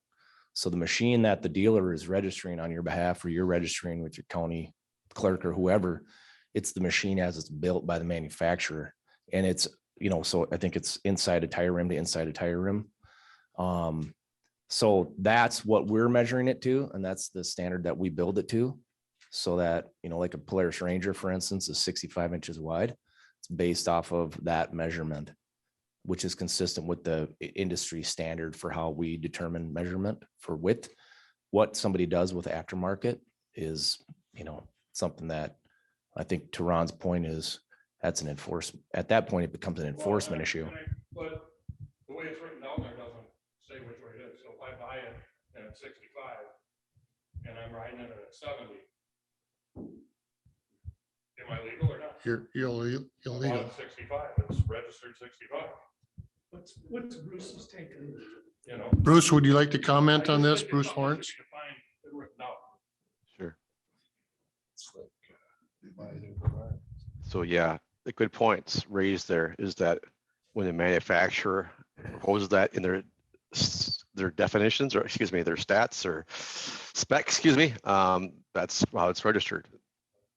Altered by the dealer or the person on the trail is kind of what the person that is using that is, you know, that's their things we look for is that we, you know, in enforcement, we'll see a unit like a Polaris Ranger, we typically know what it looks like. Then if there's somebody changes that, same thing with a Razor 2 type of thing. So, so there's some challenges out there. There's people that may buy aftermarket tires and then realize that, you know, spacers or whatever might needed to make them fit properly. So that does alter that. So yeah, so I don't know, there's some challenges there for sure. You know, we know some other models out there are even coming from the factory floor that are wider than 65 inches, you know, and they're sold in Minnesota, right? So buyer beware type of thing. So some challenges for sure for the consumer. We have a question from Ray. Yeah, I mean, that's a good discussion to have, but it really has nothing to do with this issue. Yeah, so just so people understand, it has nothing to do with this issue. That is in another section of the law where the classifications section where we're. We're going to change it. Let's change it, be done with it, not change it every 4 or 5 years. Like we've done with other things. Yeah, but it really has nothing to do with this, with tires per se. What you're. Definition of an ATV by changing the tires. Yes, so the issue is not the size of tire. The issue is it's tire pressure is the issue with this provision. It has nothing to do with the size of it. Now, if you want to put on oversized tires and it throws you from one classification to another, that section of law is under the classification section. but it has nothing to do with this section. It's an ATV definition, defines what an ATV is, that we're looking to change with this. So is the definition, so if you have a 70-inch ATV, is it no longer an ATV? Exactly. Yes. We don't want that. Yeah, we do. Well, why do you want them? Well, what I'm saying is. we're not changing the width, Mike. There's no discussion around. Asking to define the width of, is it as it comes off the floor, or is it as I'm riding it down the trail? And Mike, If your tires expand, okay, as you're riding it down the trail, it's wheel to wheel, rim to rim. Has nothing to do really with the tire. Yeah. That doesn't change. I guess I don't. Then let's define. It's not defined. Yeah, when I bought it, what's that? Is that 65 inches when I bought it, or 65 inches as I'm riding down the trail?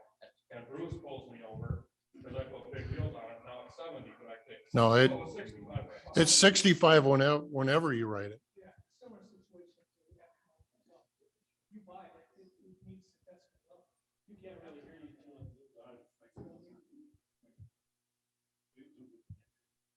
So Mike, to your question, you're asking, if you modify it, you still have to, wherever you're riding, you have to be within that 65-inch outside wheel to outside wheel dimension, modified or not modified.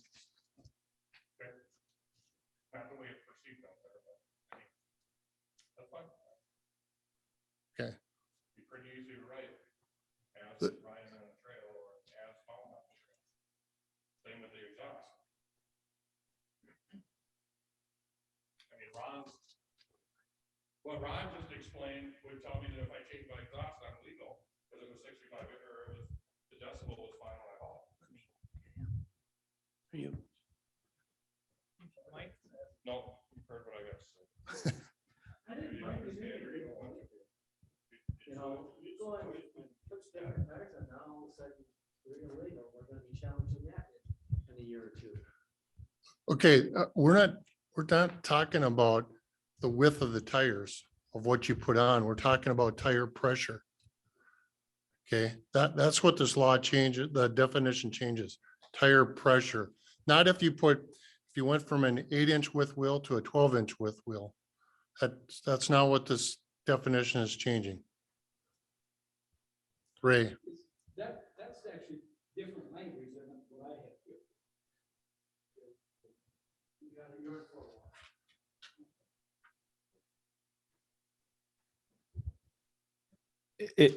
while. While we're looking through that, if I could just do one point of clarification. What the definition, I think it's at like 84.92 or something like that. It's in that section of the code. That defines a machine as it's registered with the state. As it is used for practical purposes on the trail system, that is a separate section of law.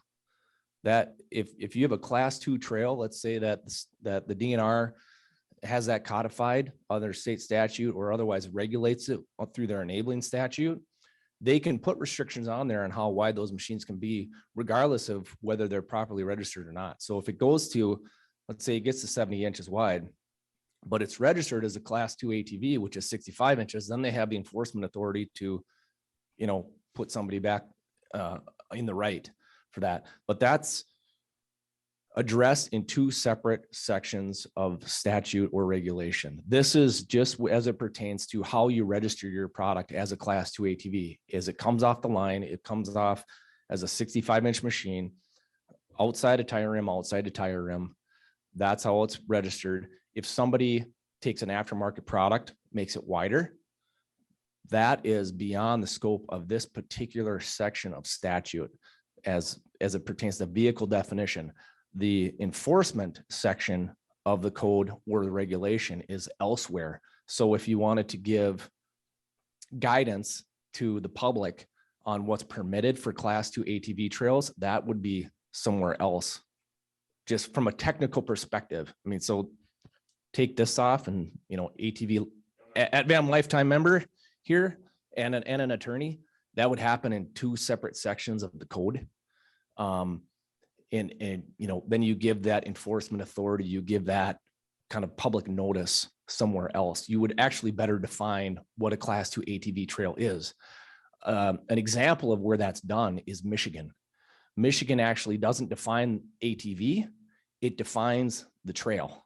It's a trail or a route. That's similar to how the US Forest Service and BLM trails are also defined. The other just final point I would make is when those machines come off the line, they're 65 inches wide.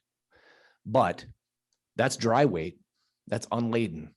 So if you go out west and ride anywhere where there's a preponderance of trails have gates, they're never 50 inches wide, let's say, for a 50-inch side-by-side. They're 55 inches wide because practically speaking, they're wider. Because once you put people in them, put fluids in them, put, you know, a cooler or gas tank in the back, it's going to squat a little bit. The machine's going to wear in. The suspension is going to wear in. And it's going to naturally squat a little bit more. So there's some wiggle room in there too. So I just wanted to make that point.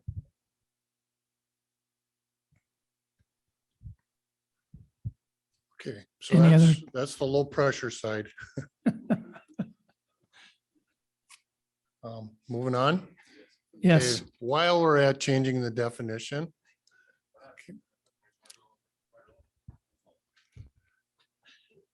Okay, part of the definition also currently says to be legal to ride on a class 1 or 2 trail, your machine dry weight has to be 2,000 pounds or less. It's the current definition. Dry weight. So we know today that there may be a Polaris Ranger crew that you buy off the factory floor at 1,985 pounds. It meets the definition. But now that same owner goes and puts all glass windows on it, windshield. Maybe they put, you know, heating, cooling in there. They do other accessories. Now they're up to 2,300 pounds. And this is just a, you know, quick survey, but how many have you seen out there on the trail, you know, larger side-by-sides that you would guess are over 2,000 pounds today? I heard a lot. Okay. So that's one point of consideration here of raising the weight limit to 3,000 pounds. One consideration that we already have class 2 machines out there that are heavier than 2,000 pounds today. Okay. Secondly, we're pushing winter riding. All right. Winter riding, we're seeing more side-by-sides with full cabs, the North Star edition, the limited edition from Can-Am.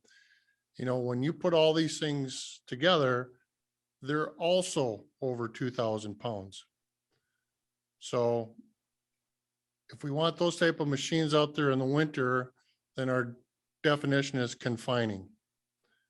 And then a third point, an important point that's coming at us is the manufacturers who we've talked to are moving to an electric type of motorized design. Okay, that's adding weight via battery, via electric motor, via insulation, other changes in their framing, whatever, that's pushing the weight beyond 2,000 pounds. So the proposal is to raise the total dry weight to 3,000 pounds. Not changing the width, changing the weight. That's kind of where we're at right now. Questions, comments? Kevin. I guess to best understand this a little bit more, how did we come to a 2,000 pound weight limit in the first place? And then I'd like to also know why would we put any kind of limit on it at all? Low pressure, we're trying to strike that language. Why don't we strike the language on the weight? That's a good question. So this goes back to the Vision Conference last year. We had pretty good. We know some of our trails in Minnesota is having trouble accepting the 2,000-pound weight just because of the soil type or the type of punch in or the small bridges or whatever. We know that. So 3,000 pounds, brings it up a notch. It's going to cause trail changes in some of these areas if they can accept 3,000. So going beyond 3,000, I don't know, you get into the whole construction of the trail. And I think, riding in the Crane Lake area, the Ely area with that packed granite, I think you guys could accept 10,000 pounds. But I know our trails in our area, we have difficulty with the 2,000 pound in a lot of area. So it's a good question. I don't know how to, if you top end that one out, Kevin, I think what you get also, eventually you have to push wider if you're going to add that much more weight. It's just, center of gravity thing, or how do you spread that load type of thing. Michael Devine. So we discussed this last March, I think it was. Is there anybody really against it, or did you just not have a time to really bring it up and see what people thought of it? JR or Ray, whoever's, have you guys had time to talk to people about it?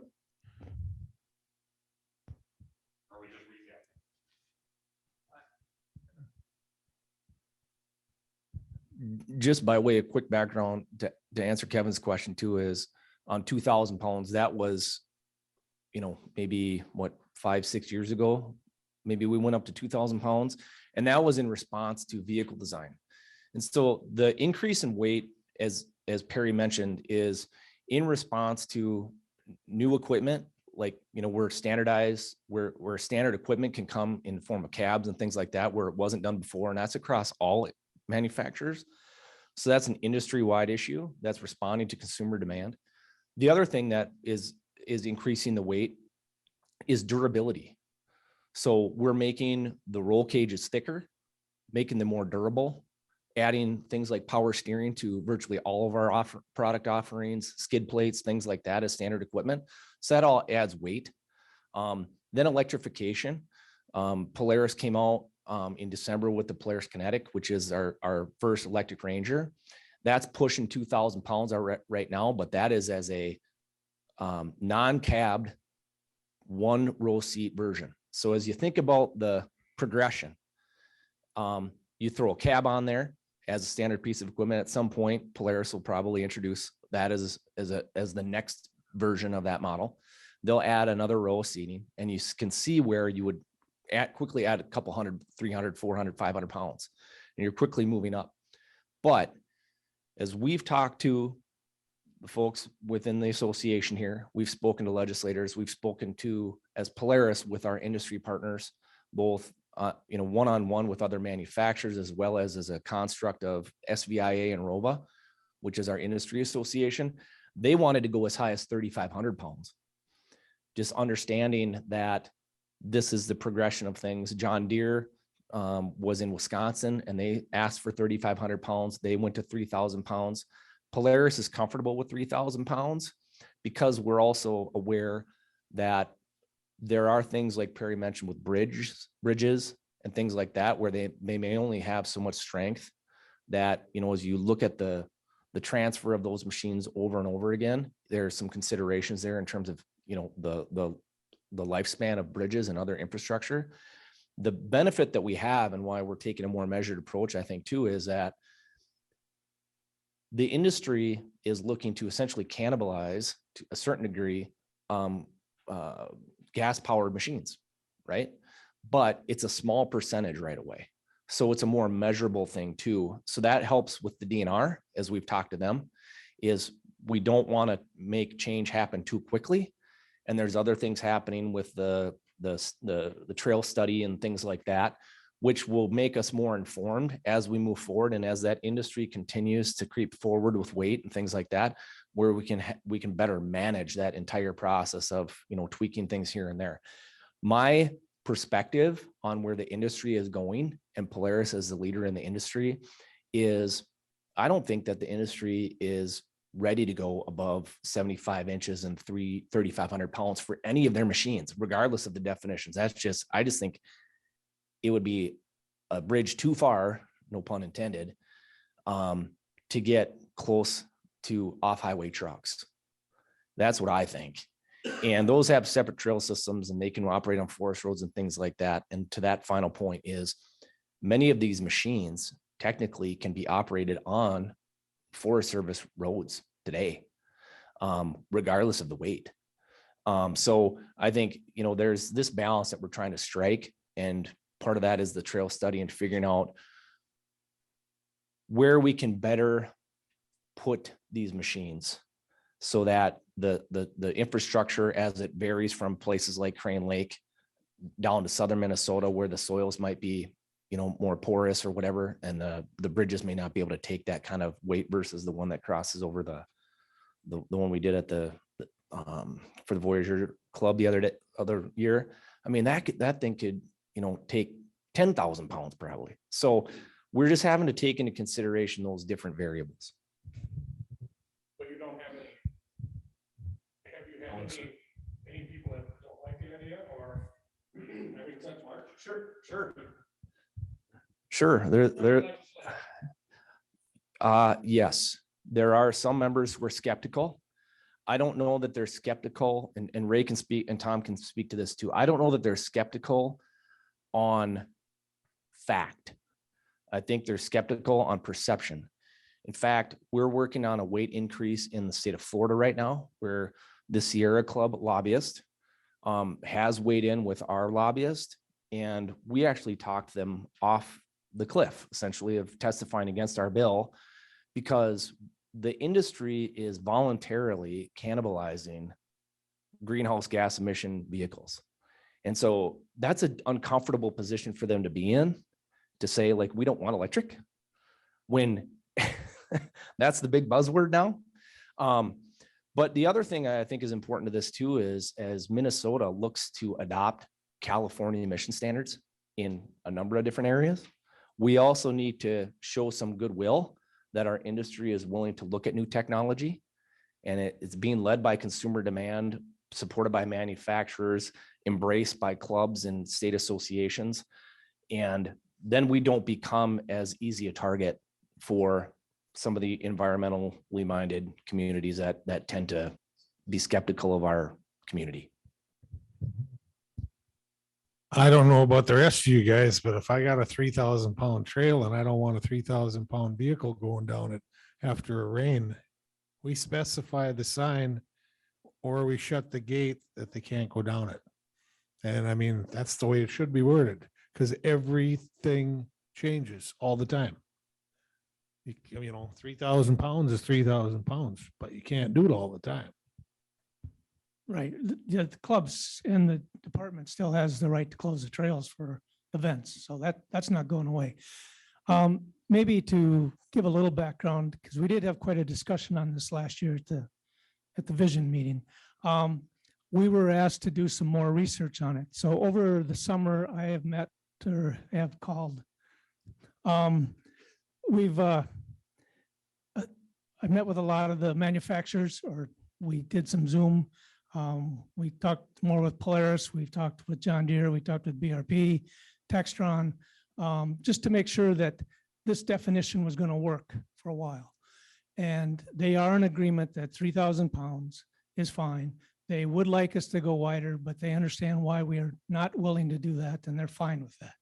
So to kind of answer your question, Mike, we have done some research with the manufacturers, Perry and the executive board. We've talked to the clubs. There's some clubs down south that I was concerned about with their fence jumps and stuff, if they could handle 3,000 pounds, and they're fine with that. So I think we're to that point where everybody is willing to give this a try. So I think what we're proposing here is that last year we stayed silent on this. We would not oppose it. This year, I think we want to go join with the DNR and the manufacturers, and we want to be out front supporting this change.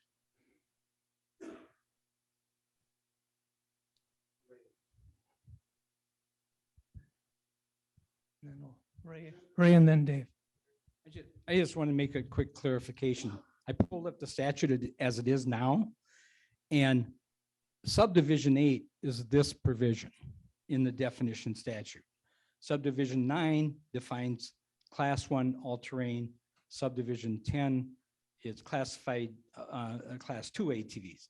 So what I was saying, Mike, is that if we're going to make a change or define that, I think we had to do it in the class 1 and class 2 definition rather than in the general definition. I mean, if we want to add that specificity to it, that's what I was saying.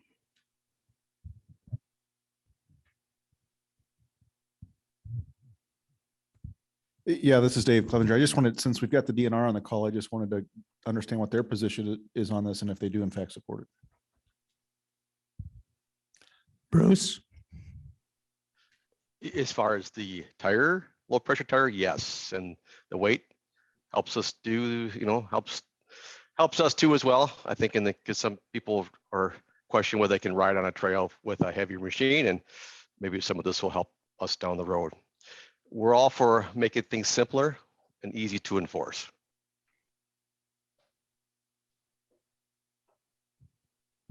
And someone did ask a question, Mike, I think you about the legislature. Again, it got back to the issue with the COVID. We couldn't get up and we didn't really have a chance to explain the low pressure, much less the 3,000 pounds.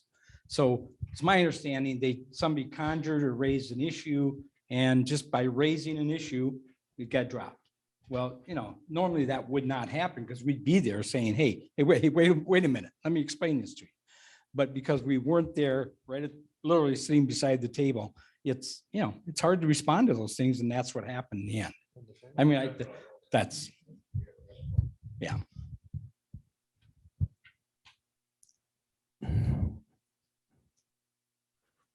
Okay, just another tidbit, our neighboring state passed this last year, the 3,000 pound limit in Wisconsin. So we're not the first out of the box here on this one. So with discussion closed, Ron, should we take a show of hands or a vote, or? We should check if anybody on Zoom has any comments.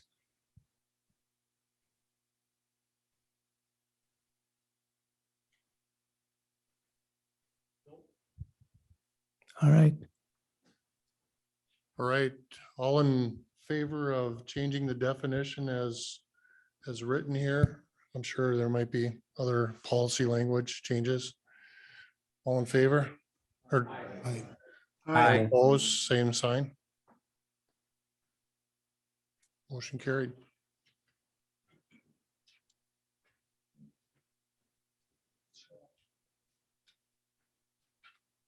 All right, thank you. Moving on, we have Prospector.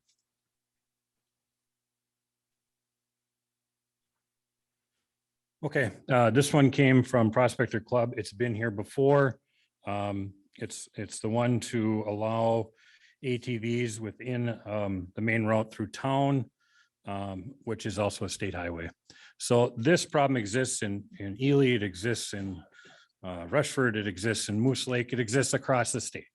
It's a big problem for communities who are trying to attract ATVers to come to their town, and then they can't get the ATVers to the businesses in the town without breaking the law.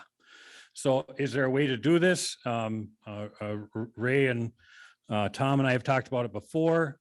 There's not a big opposition in the DNR part of it because it's really not their deal. The opposition comes from the State Highway Department. Tom and Mike, he's kind of shaking his head, yes. That's where the problem is. Our resources, our connections are not in MnDOT, they're in DNR. So again, we don't have, when I talked to Representative Eklund and Senator Bach about it, they said, great, yep, sounds like a good idea. See if you can get it passed, because it's not their deal. So somehow, is there a way to get this done where we can find support from people in the transportation world? I don't know, because it's different than what we deal with, but it's something that would help a lot of communities, not just mine. But I think it's something across the state would be beneficial. I do remember a story, and I don't know, Tom, if you remember it, it was somewhere south of the cities where the homecoming queen was riding to the a homecoming dance on her ATV, and she drove down the main street of town, got pulled over and got a ticket in her prom dress and everything. I just thought it was kind of funny, but that's really what we're dealing with. It's in every community that has a state highway in it. So I'm proposing that we try to push that forward again. It's a heavy lift. It's not an easy one. And I'd look to Tom and Ray for their input on how we could get that done, and who would be the proper person to carry such language for us. I will say that this was brought up at the Capitol before. There has been a bill pushed forward. Trying to think how nicely to say this, but the legislator who was pushing it has been acidic at times. How's that for a definition? Maybe not the best person to carry the bill, because he's upset so many people on some of the other issues that have nothing to do with this. So Eklund was willing to carry it. Bach was fine with it, but we kind of need somebody who is more involved in that area. Tom, is that fair to say? Okay. Hey, Nick, I just want to add, this happened down at a meeting down southeast area. But when this discussion came up with that legislator, I thought one of the good comments was, this is a kind of a broad brush. So could it be considered, community by community, even though it's out there? Maybe it should be written in there. Because, different state highways are a little bit different on traffic and what you got going and stuff like that. But definitely, yeah, I think, me personally, I'd be open to anything that would allow this to happen. Even a pilot program, where you pick a few communities and try it and see what happens. That's been tried before with the state park issue, another tough one to get through. Maybe just have a pilot program, but I'm open to anything that could get this moved forward. Well, doesn't the stipulation change because they're state highways and they have federal money? That's where it's coming from. I haven't heard the federal money part. Miles, you may be right. I don't know that. It's been a tough thing to get through. Again, more legislatively, because that's not our area. But you're right. Maybe there's some other issues that go with it. I mean, we were only talking about in town and then to the next trail connection, whether that's a county road or a city street or whatever. So you can get from the trail into town, do your business, spend your money, and then go back out again. Josh. Would you consider changing the 30 to 45? I know where I live in Waseca, the industrial park, as you come into town, is 45 miles an hour. And there's a lot of connecting roads on that Highway 13, runs north and south.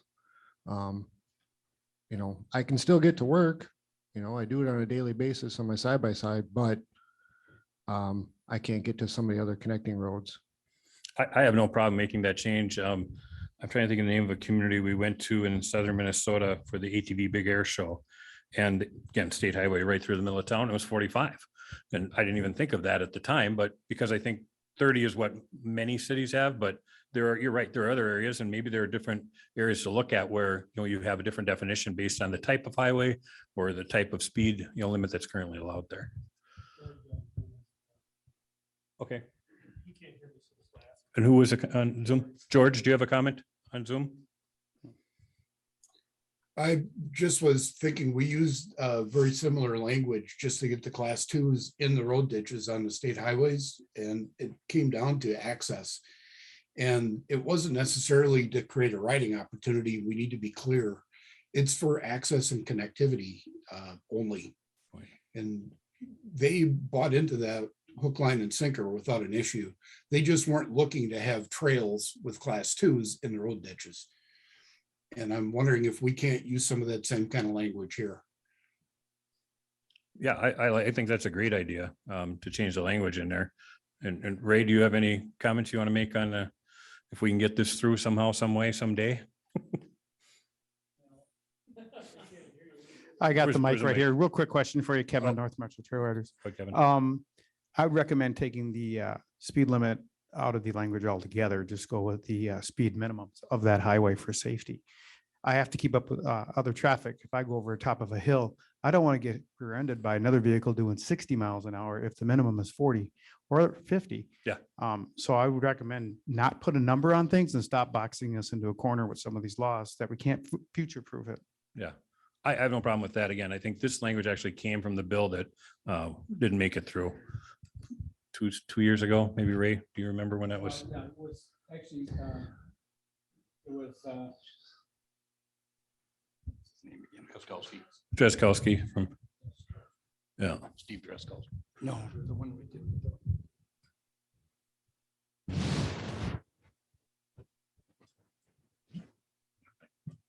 Well, the one that the provision I already have was something that we took through the Environment Committee. And the chair of the Environment Committee is the one who pushed it. And he's no longer with us. But he was able to do that without the Transportation Committee seeing it. Oh, Oh, yeah. We've Sneaky. done a number of things like that. without the Transportation Committee seeing it. But if they see it, it could be it's a whole different ballgame, because then you are dealing with committees that we're not familiar with. Right. We don't want to be familiar with. Right. We don't want them playing around in our playground. Mhm. And frankly, they don't want to be playing in it. Mhm. Because the last time that happened, the Transportation Committee chair lost his job. So I never say that is anything possible, yeah. But I don't know, this is not the sort of thing we could probably do when we're all sitting at home trying to lobby. Right. But Is this something we could start with the agency level and get MnDOT support there? I actually wouldn't raise it with them. If you raise it with them, then you'll never get No, never. Okay. So just legislatively. Okay. Yeah, it would have to be legislation anyway. Yep. Yep. You know, I mean, I know what you're up against because I have the same thing. Only mine's a golf cart at a campground and not an ATV. Mhm. I can go all over the municipality, but the main street is a state highway. Sure. And what I'm told as well by the state, well, you're not supposed to go on it. Wink, wink. Like, Mhm. you know, like who the hell's gonna stay off it? You Yeah. can't. I mean, there's no way to avoid it. Yeah. So that being the case, you know, it's really not enforced. I know where I have our camper at. From my experience, it depends who's on duty that day. It really does. I mean, if it's the local cop, he's probably going to look the other way or wave as he goes by. If it's a state trooper coming by, he's getting out his book and he's writing a ticket. Oh, he is, huh? That's the They difference. do. So, Well, let us talk some more about this. Okay. I would not rule it. If I were going to do it, I would run it strictly as an environmental bill. okay. And just, you know, that statute that we would tie this to is already in our statute. Okay. And because it is a chapter 84 statute, I wouldn't worry about taking it to transportation. Now, the danger you have or what you do is once you introduce a bill like that, if the Transportation Committee staff see it, Mhm. they'll tell the staff and environment, you know, we want to see that, or what is this bill about? Right. Because this is basically dealing with the municipalities. I would be more concerned about the municipalities. I Make would- sure they're I would agree. okay. Yep. And I have contacts with the League of Cities, so I don't think, as long as they were okay with it, I would worry more about them than I would frankly MnDOT. Okay. Because it is within the city. Yep. Yep. Good point. Chair. Oh, Can I make a wait, one comment? more. Ken. Yeah, I can give you a little background on this. Part of this started down here in southern Minnesota, a little town called Zumbrota Falls. There's only two highways into that town, State Highway 60 and 63.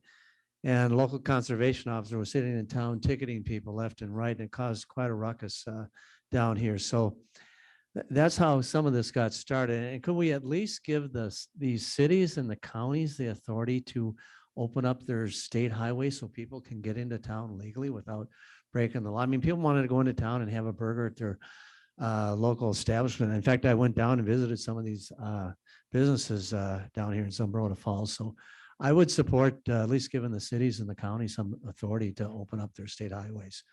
Good. Now you are talking about a big issue. Was there a Zoom comment as well? George? Yeah, I hate to say this, Ray, but you know what? We need roads to make connections and access. And I guess I need to ask the question, do we need to start becoming more familiar with the road committees and taking advantage of trying to find ways of using them?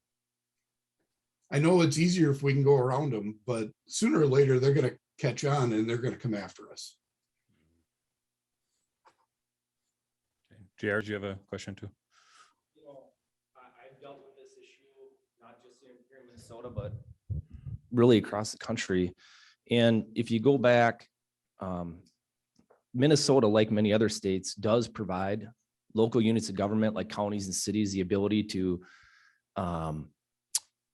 provide for on-road use under their ordinance. So basically under the roads that they have jurisdiction over. So think county highway, city roads and the like, but they do restrict things like state highways and interstates. So it statutorily, the counties and the cities just do not have the jurisdiction to manage state highways coming that may run through their jurisdictions unless there were to be a change in the law.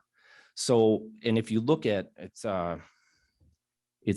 in 84, it's 84.928, the operation requirements, local regulation. In there, it's pretty specific. Number one, it says no interstate use, like you can't ride on the interstates. But it does not say anything about state highways specifically. It just says state grant and aid or state aid highways you can, but state highways, it doesn't provide for that. So where Polaris is located off of Minnesota Highway 55, you can't, but there's county roads and city roads that run along there where you can, because the county's provided for that. So there would have to be some change in the statute to expand kind of a working agreement between local jurisdictions and the DOT in order to provide local jurisdictions the ability to designate state highways running through their jurisdiction as open to on-road use. Typically, and I think my, outsider's idea is to make it in conjunction with a designated trail system, which would then give the DNR and the local clubs and other jurisdictions a little bit more authority to manage that, whether it's a speed limited issue or, a signage issue. I mean, that's really where, in my experience, it gets to is who has responsibility over signage and enforcement. And if it's a state highway, technically under statute, it's the Minnesota DOT, which I think probably triggers a transportation committee hearing. But if you, which is a big lift, like Ray suggested. But if you can somehow tie that into, if there's, almost like a power sharing agreement between the DOT and local unit of government, the DNR and whoever else, you might have a little bit better, chance of that. Yeah. The thing that does get touchy and where you might tick off a few members that you might need is the speed. Not everybody's going to think that 45 miles an hour is a good idea. The bottom line is that manufacturers do not produce ATVs to federal motor vehicle safety standards, which is what these roads are designed for, are those products. But if it's part of a designated trail system, that also gives manufacturers and our industry associations a little bit more flexibility to come alongside you and support that. So good to know.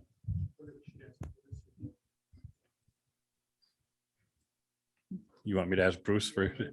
Okay, Mr. Lawrence, do you have any thoughts on this? I do, and I thank you for it's not easy. It's not always easy for enforcement for these challenges of road use, right? And yeah, thank you for Mr. Irish for bringing up the Zumbro Falls issue. And yeah, the thing going back to DOT, and JR mentioned this too, is that federal motor vehicle safety standards, that safety component is built in there. Federal dollars for state highways, and the safety component is going to be there, obviously. And how do you get there? It's some challenges for sure. But hey, if it can be done in a small community, in the small town, as a pilot thing, maybe that's a potential way to start it out. Like to see that when it's rural, maybe that'd be helpful. Get to larger cities like that, more difficult, right? That's the challenges for sure. And League of Minnesota Cities, they produced a 25-page document for cities and little towns to how do they manage their ATV use and UTV use and golf cart use. and maybe you pick at that a little bit to get you to where you need to go. I don't know how this legislative stuff always works. Do you want to put it into another committee? But again, we got to be cautious on the other side of things if it gets found out, type of thing. Again, it's not DNR work that you're doing for us. You're for the community. You're doing it for the towns and the cities to provide a service for business access. I work with the DNR, public lands, trails that way. So again, we still get complaints on the conservation officer side of things to enforce some of that stuff. And but if we can fall back to cities and counties to help out, for sure. But it's a good comments, good discussions, and we'll see where this goes, huh? Yep. Any other comments out there? Anybody else on Zoom? No. Okay. Any other questions, comments here? All right, great. We passed something similar to this for access. And Ron, correct me if I'm wrong. But we passed something where in fact we could use that. That was the side-by-sides in the ditch, wasn't it? Right. So that was the side-by-sides were not allowed in class 1 ditches, or I'm sorry, in highway. Yeah. And right, they can't be in the ditches. But wasn't there an exception for access though? That Dill made, that Representative Dill made? Yeah. See, Representative Dill had a bill, and that I think that's the first thing I would look at. And what that allowed, because he got pinched one time by the cops for riding into town. The only way you could get there was on the state highway. Right. So he got pinched, and then so he came back and changed the law, which allows him and anybody else to use the ditches. I believe was it the ditches or the right hand? No. Access services, I think is what the language said. It's for access, right? There's two things, guys. Access can also mean you can ride in the road ditch to get from one point to another. You can't just be riding in the ditch. You have to be going somewhere. Right, yes. So if you're going from one county road to the next county road, you can be in that ditch, but you can't just ride in the ditch. It's for access and to get from point A to B. Well, aren't you though, like in my case, if I get caught by the trooper on Main Street, Elysian, Minnesota, I'm using that to access something. But you're on the road right of what you're on the road though, Ray, you're not in the ditch. Yes, right. That's going right. through these communities, there's no ditches. Yeah. Yeah.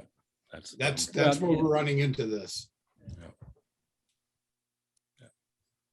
This also raises the issue, and I hate to bring this up all the time. It also raises the issue about the more we go to the counties, the cities, and the state, especially the state, about accessing roads. They, the transportation committees, they do not like the money that's being taken out of the gas tax revenues. Yep. And that always, could be a free shot for them. But that I just raise that all the time because I'm overly protective of that gas tax issue. Yep. No, it's a good point. A question here. Are we aware of any state aid roads in municipalities where they put in a bike lane and marked it, identified it as that? And then the other comment I'd offer is these electric bikes that we're seeing now, which travel at a higher rate of speed. I don't know, maybe they're classified as a moped or whatever, but I'm sure I've seen a county state aid or a state aid road or a state highway with a bike lane on it somewhere. Yeah. You see them all over the place I've now. seen even in towns now where they have a separate lane for them. Yeah. So again, bicycles seem to get whatever they want and we don't. Yeah. All right. Anything else in this issue? Ron, do you want to do anything with it or what are we doing?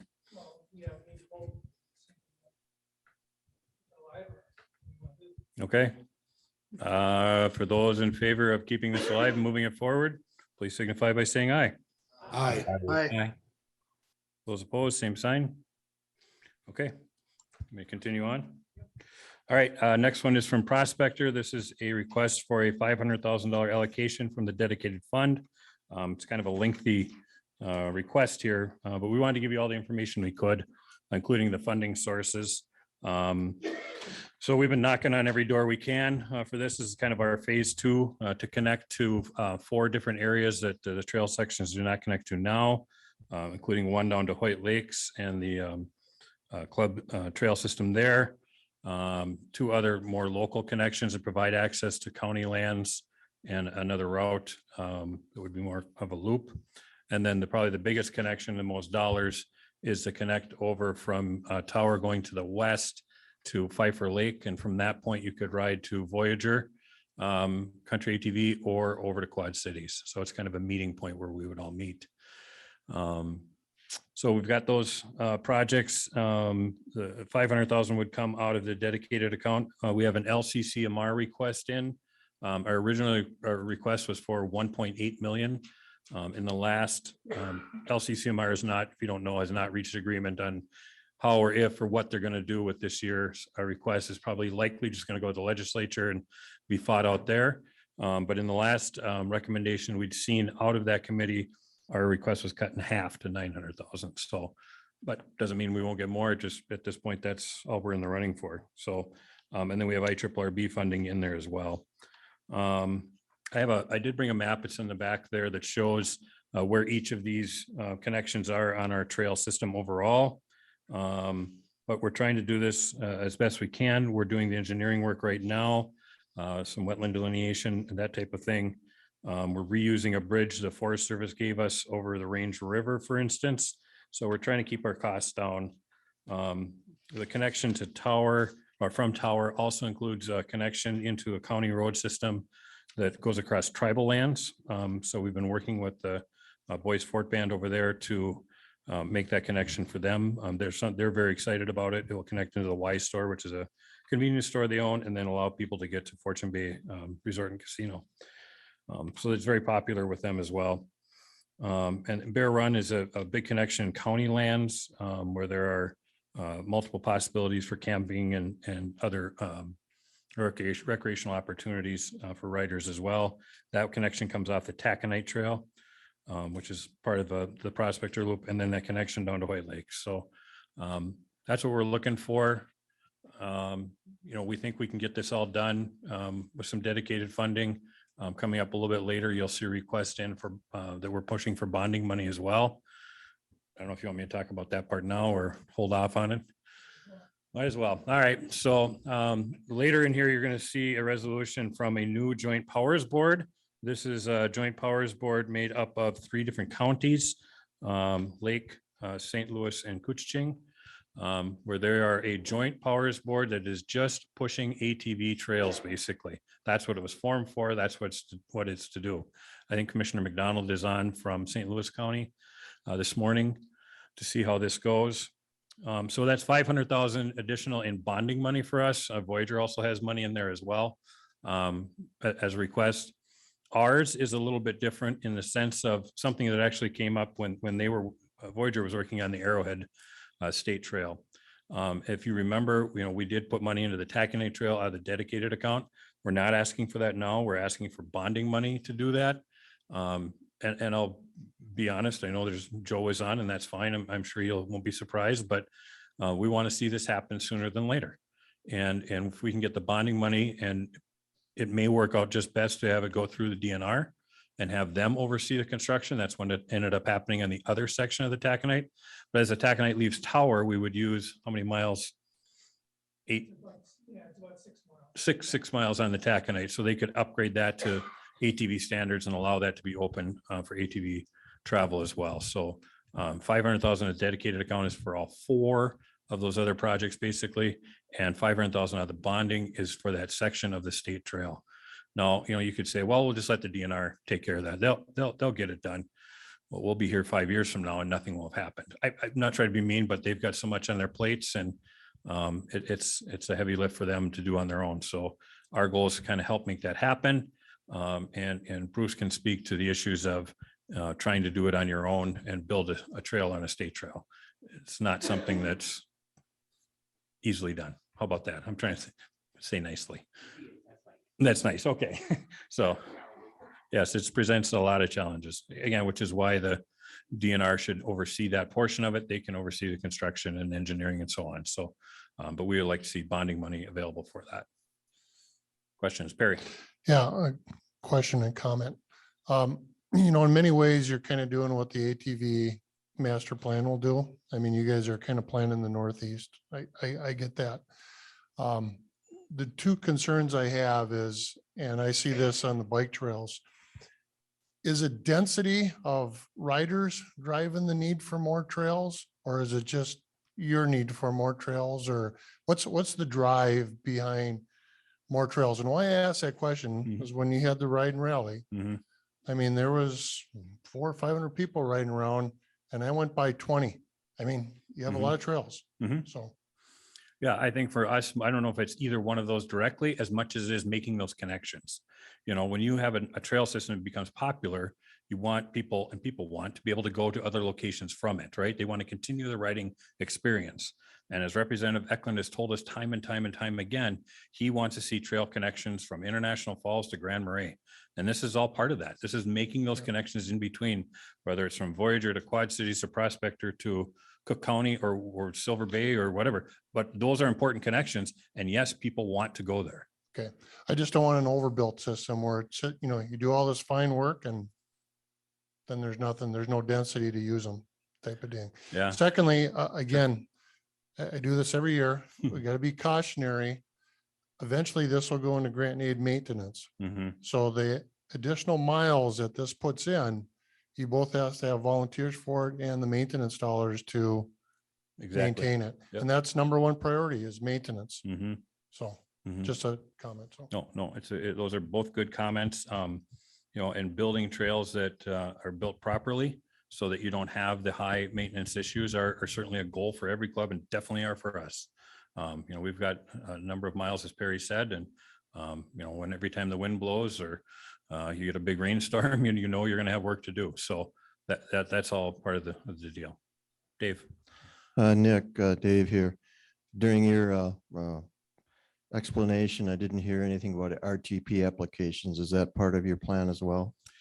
We have discussed RTP, you know, in our experience, especially with bonding, but RTP as well. It's where you can use it, right? And what are the requirements for that? Ron can probably speak more to it better than I can, but even with the bonding money, if you think you're going to use it on tribal lands or you know, certain county lands, it's almost impossible. So there's definitely and federal lands are very, very, very difficult. All those things came with a lot of work. We spend some meetings where we just sit and talk about what paperwork is due where, and it can be multiple areas, multiple levels of government. So, you know, and Bruce, you're going through it as well. Other people are going to find out the same thing. Yeah, I'll change hats here as trail administrator for the Prospector. RTP, we have a current RTP grant that we are currently spending. We do not want to apply for another one when we have one. So we're trying to not look like we're going to the trough too many times. And with these connections, to answer Perry's question a little bit, this was all part of our original plan, is to connect these systems. It's part of that, what you're talking about, the master plan. And we certainly don't want more trails that we need to maintain. We know we're creating an animal here, but we feel this is necessary. The connection down to Hoyt Lakes will provide a connection to the Quad Cities and to the Iron Range OHV site, the state recreation. That's an important connection we need to make. The one going north of Bear Run, that's connecting to two small ma and pa resorts that want the added business. We need those services. So it's trying to keep those businesses going. The one going north out of Ely moves us off from what, 10 miles of blacktop? Important for the riders that want to use that. So these are important connections that we think we need to make our system functionable and more desirable for the riders. Other questions, comments, Zoomers?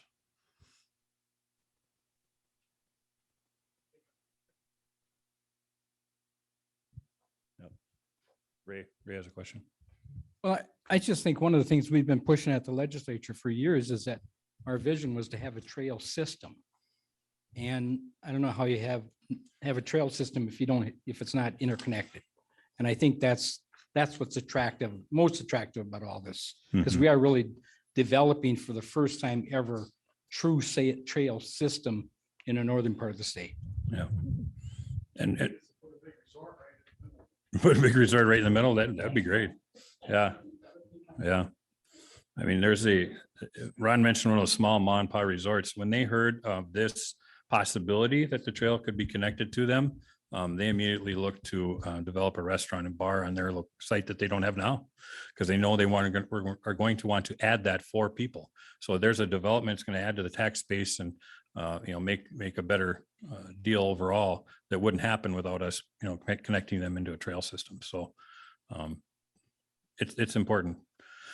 But Ron's right. This has been on the works for a long time. When we first started this 9 years ago, Bear Run was the first project we looked at. It was the first one.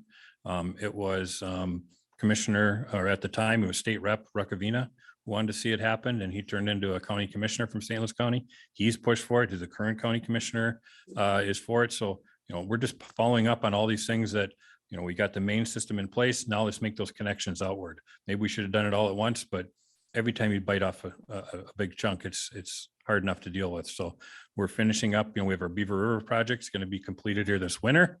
So that's going to be great. That's a huge connection for us. A better connection in 3 logs over the river, which worked. Don't get me right and wrong. It did work. We could get across, but this is going to be much better. So once the Beaver River is done, this is our last big one we have on the table at this point. That one more time, Nick. What's your last statement? This is, at this point, Perry, this is the last one I have on my table. Then I'm retiring. Well, no, and I want to go back to Perry's point because it is an important one about the master plan. And you're right. We're kind of planning as we're doing it is really what's happening. Like I said, now we have 3 counties working together to oversee those things. That's great. There's also a Trails Task Force that Bruce could speak to, where all the different user groups come together once a month and talk about all the different projects and how they all can work together to access funding and whatever else they need for maintenance type things.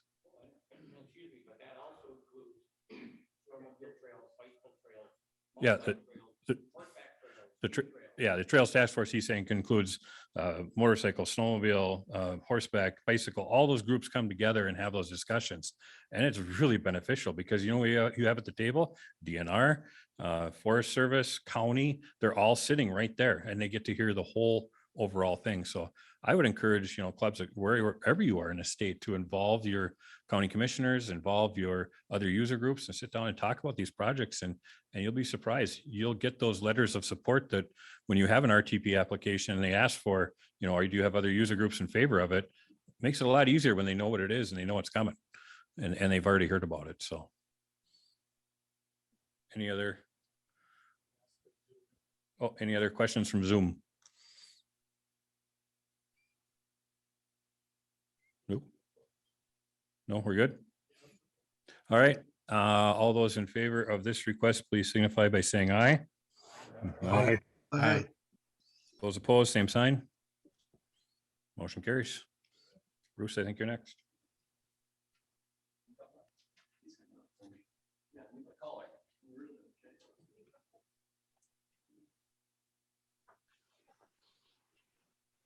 Well, good morning. Thanks for your time here. When we started Voyager Country ATV 6 years ago, really we had the vision we were going to connect up Cook or Lake Vermilion and Crane Lake. And we called the club Voyager Country ATV.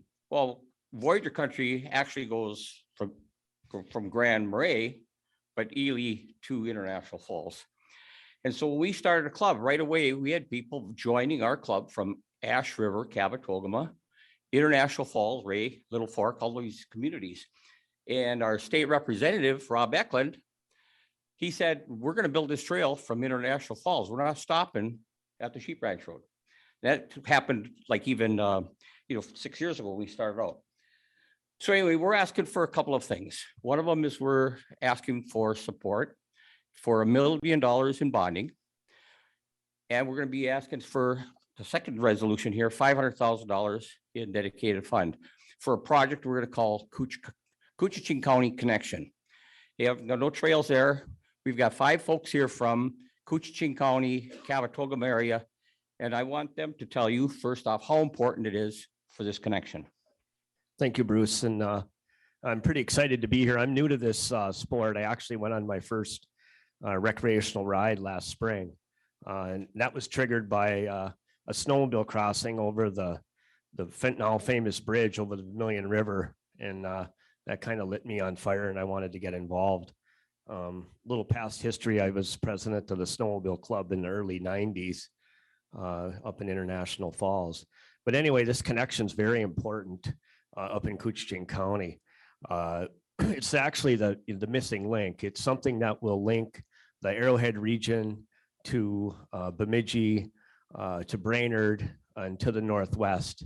Once this happens and is in place and up and rolling, things are going to take off. And we saw that happen with the when the Arrowhead Snowmobile Trail came up. And this is just a little past history on how important this is. The Arrowhead Snowmobile Trail fell short of International Falls by about 10 or 12 miles. It didn't get the access into the city. And it was a huge setback to all of the folks that were anticipating it coming in. And the reason it didn't make it to town was the difficulty in getting across the Burlington Northern Rail Grade, which runs from International Falls all the way down to Brainerd. And that corridor set aside in the rail bank system. But anyway, some of the local club members got to work and we found a crossing over the big obstacle in the area, the CN rail line. When we got a crossing south of Rainier, it was the only privately held crossing in the state of Minnesota by a snowmobile club for a number of years. But this connection is so important and it'll provide ATV enthusiasts with one of the best experiences Minnesota has to offer. Riding through the Great North Woods. It's so impressive when you're riding up in the forest lands up there and how well the stewards have managed those lands. The forestry department, the ATV club, and the benefits that we'll see once this is completed are many. You'll be able to do the loop travel like you do in your snowmobile. We'll be able to go to Grand Marais. We'll be able to go to Brainerd. We'll be able to go to Roseau eventually.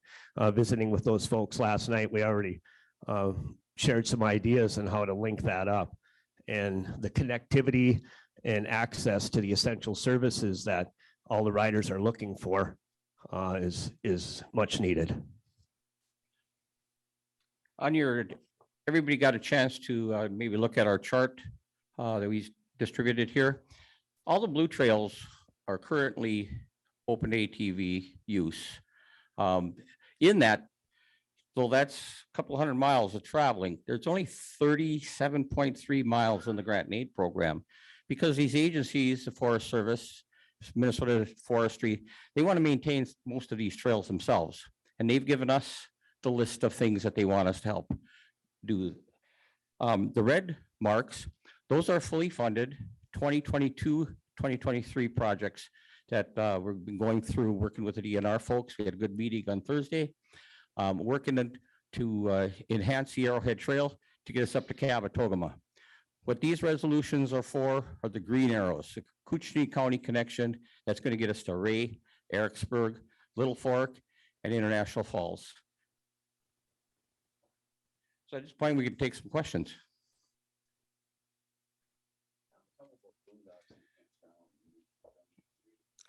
Yeah, there's already been some new development with the increase in the recreational riding. A bar and restaurant was just recently purchased south of International Falls in a little town called Ray. That's where we'd anticipate to have our crossing over the one obstacle, which is the CN rail line. I don't know if you're familiar with that rail line, but it goes through the busiest rail port in the United States in Rainier, Minnesota. 24 trains a day go across those tracks. What we'd anticipate our crossing would be there. The folks that purchased Boondocks have put in a campground for RV folks to come on up and with their ATVs and then hit the trail system from there. Even to just answer a question earlier about the resorts, up in our area, I'm going to say 95% of the resorts and small bar restaurants are members of our club. Many of them, if you take a look in your Minnesota Wheeling, a lot of those names that are in the business members are supportive. I mean, it's phenomenal up there, the support we get from our community. Bruce, Commissioner McDonald here. Can I add something? Yes. Again, I'd like to thank everybody throughout the state of Minnesota for all the work that they do. And with this project, this is exactly why we formed the Joint Powers Group between Lake St. Louis and Koochiching County. It came into being. One of the reasons is that Cooch County does not reside in the taconite relief area, which means we cannot spend IRRB funds in Cooch County. So when we look at trying to make northeastern Minnesota a destination, to do that, we need these connections and continue to work on maintenance, et cetera. And I was fortunate enough, as the gentleman mentioned, to be at a meeting at Boondocks early this summer. And the energy in that room when we talk about finally adding an addition to the trail system to get to International Falls, it was tremendous. And I just like to compliment those people that made the journey from far northern Minnesota down to south of the cities today to speak their part. So congratulations and keep up the good work. Thank you. Okay, other questions?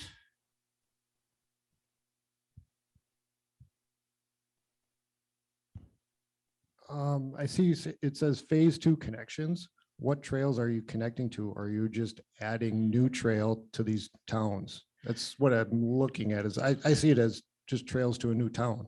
Oh, okay. So we don't have all of those trails identified yet. We do have a pretty good identification of the trail that's going to continue from Cabotogama up to Boondocks in Ericksburg. Part of this request is going to be $35,000 is the estimate for us to do that study to identify what those alignments are going to be. About $125,000 is so that we can do a phase 2 EAW. We completed phase 1 EAW this last March, and we spent, I would say 8-9 months finishing that one. So this will be a phase 2, go through that process for Cooch County. And then the rest of the money is to start the design, the acquisition, and the construction of those trails. Yes, it'll connect to the Blue Ox Trail at Little Fork and International Falls. But these guys are more familiar with how that connection works than I am. Yeah, once you connect to the Blue Ox, you're connected to all the trails that are connected along the Blue Ox all the way down to Bemidji. So it adds a lot of other trail systems into this.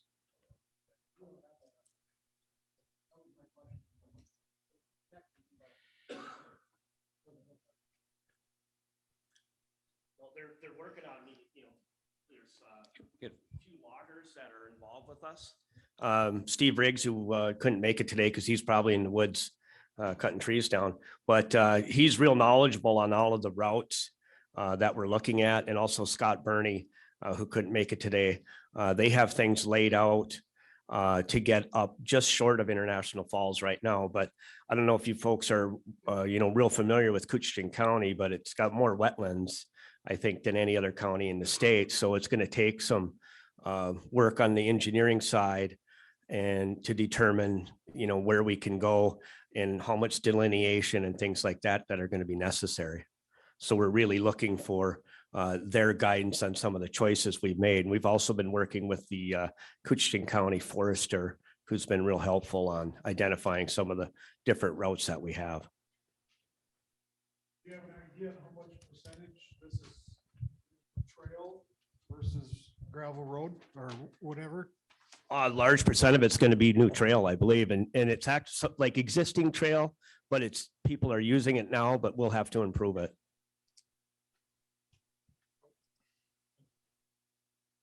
Yeah, it's not creating new corridors through the woods. It'll be using Forest Service roads, logging roads, some. That's kind of my point. That's a lot of money if we're just gonna go around the world. I'm asking how much more trail are we getting actual, not, I understand there's existing trail, but how much more trail are we actually getting? You know, I estimate it's 28 miles from the Cabtogama store to International Falls. From the Cabtogama store to Boondocks, it's 8 miles.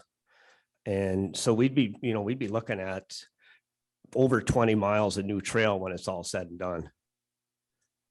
And then connecting up to the railroad grade in International Falls, which comes right centrally into Highway 53 and 11th Street. If you ever went through on a snowmobile, there's a snowmobile crossing right there. That's where you'd hook up to the Blue Ox.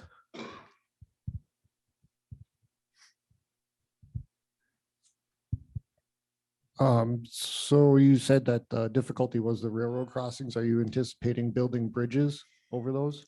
No, we to get across the Canadian national line, we'd cross that in Ray, anticipated there. There again, it's that problem that we talked about earlier with the state highways. There's a little bit of state highway there that people are using that now. It's just a short to get around the rail grade and then access a county utility road. And then it goes in the woods from there, crosses over to 29, and then it would go north.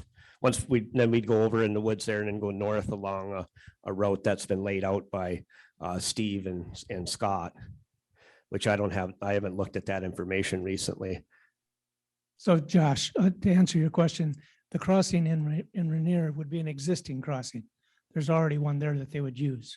And same way on the trail going to Little Fork, where they're going to cross there, that's on an existing crossing. So they will be able to get across the tracks using existing crossings.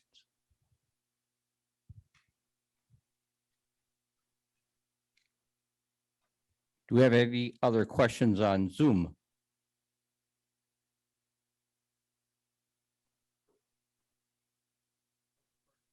What's that?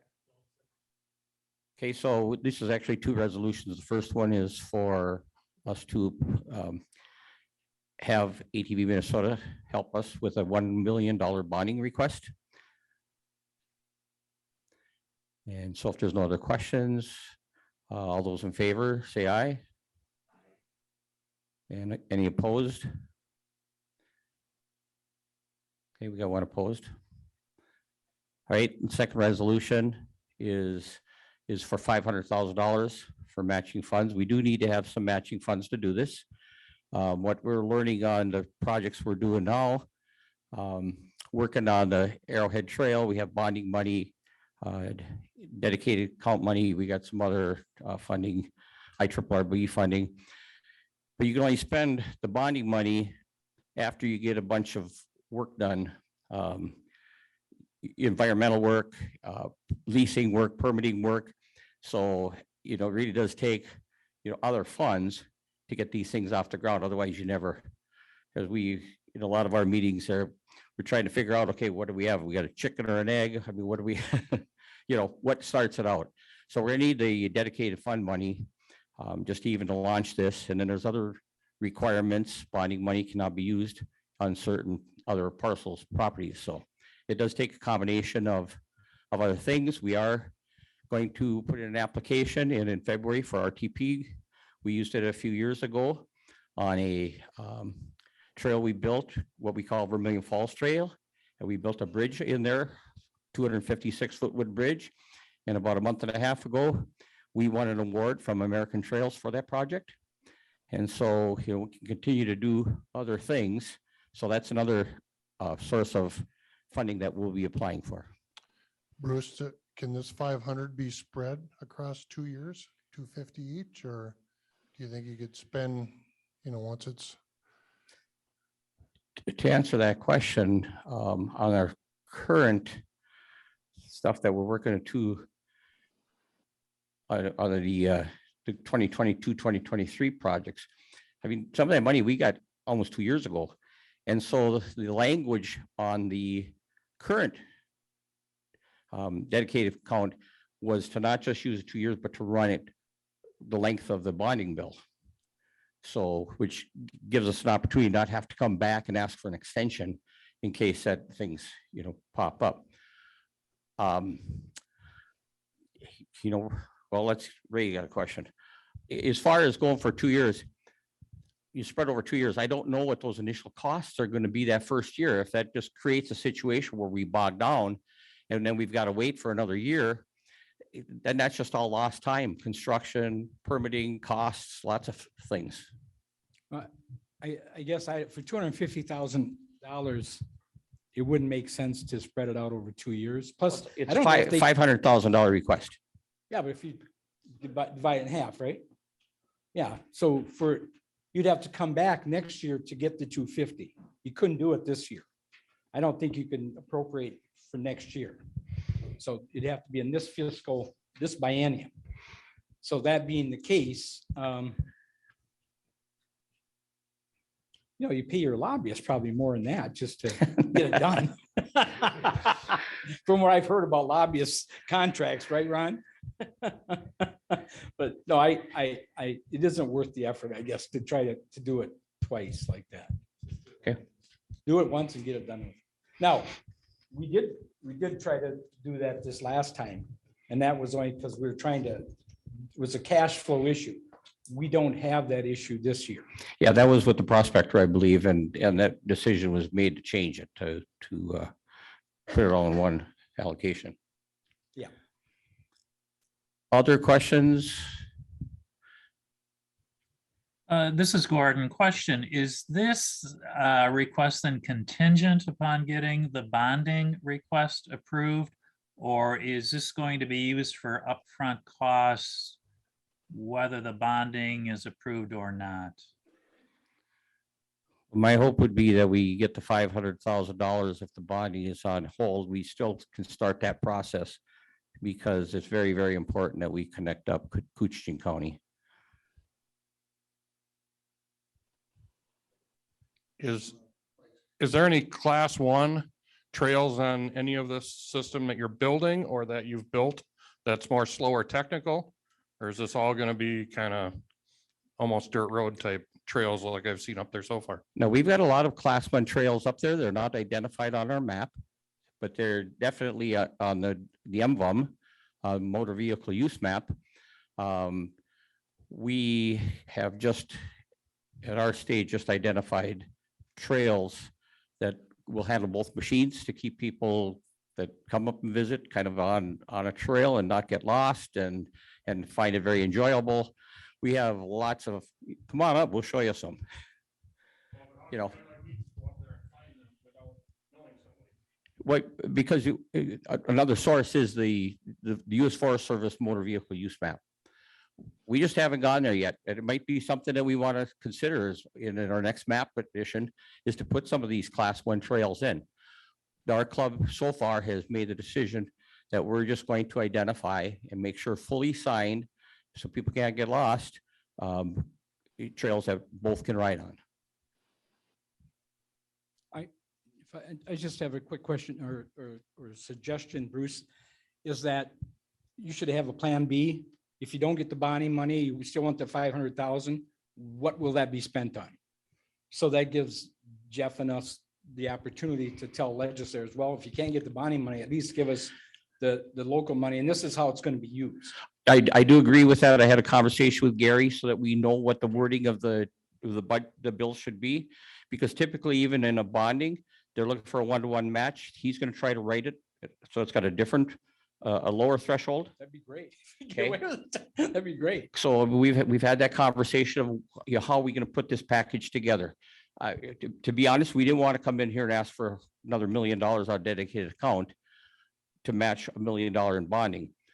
We think that, you know, we can get, you know, this is a good place for us to be. Yeah, and we appreciate you, you know, looking at the more local sources. That's great. But I'd be happy to work with you on that. Okay, any other questions on Zoom? Any here in the room? Okay, so support of the resolution? Aye. Aye. Aye. And against? Thank you very much for your time.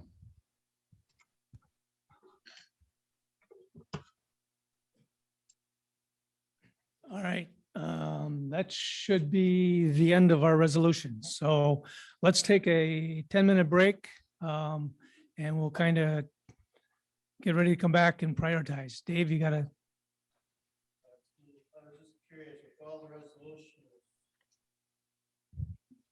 So all the resolutions that we just passed today, I was wondering if it's possible just to come up with a quick Excel spreadsheet that shows how much money we have theoretically spending, just to put it up on the screen for when we come back to prioritize.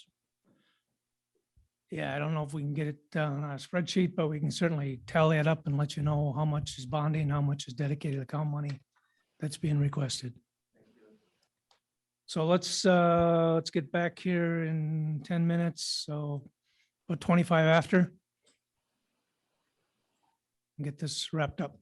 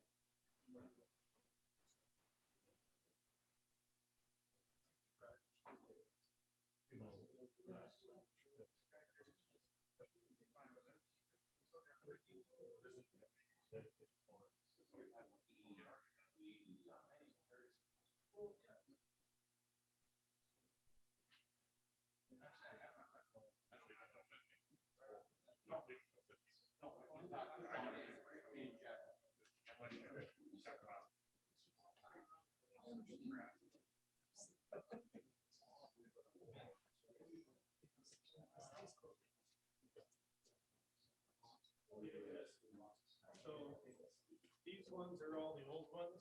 So you're gonna see, these are all the old ones, and then these are the new ones. I hit the ones that did their. Yes. All the speeds, right? And so the ones.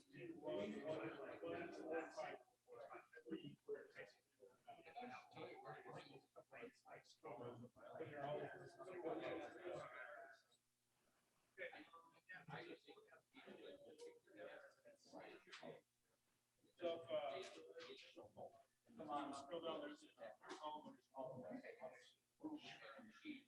So in those numbers.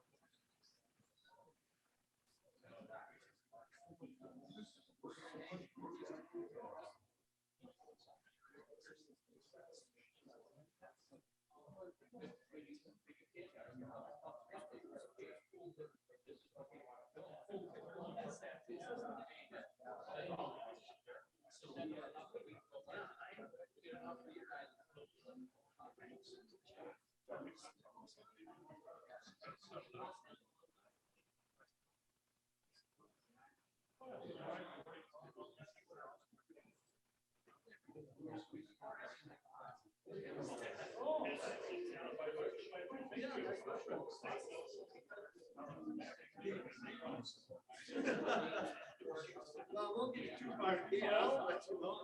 Stuff about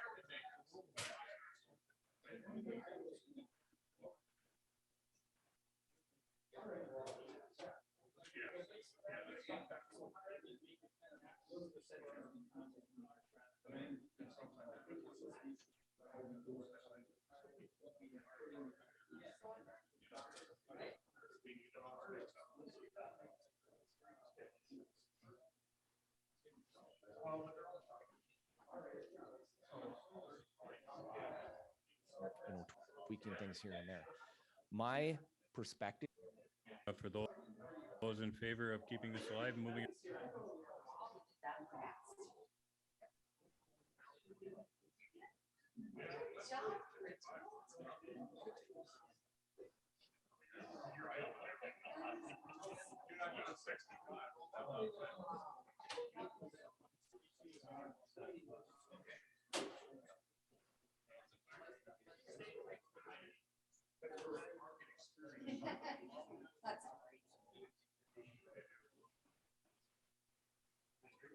All right, 1 minute. We'll start back up.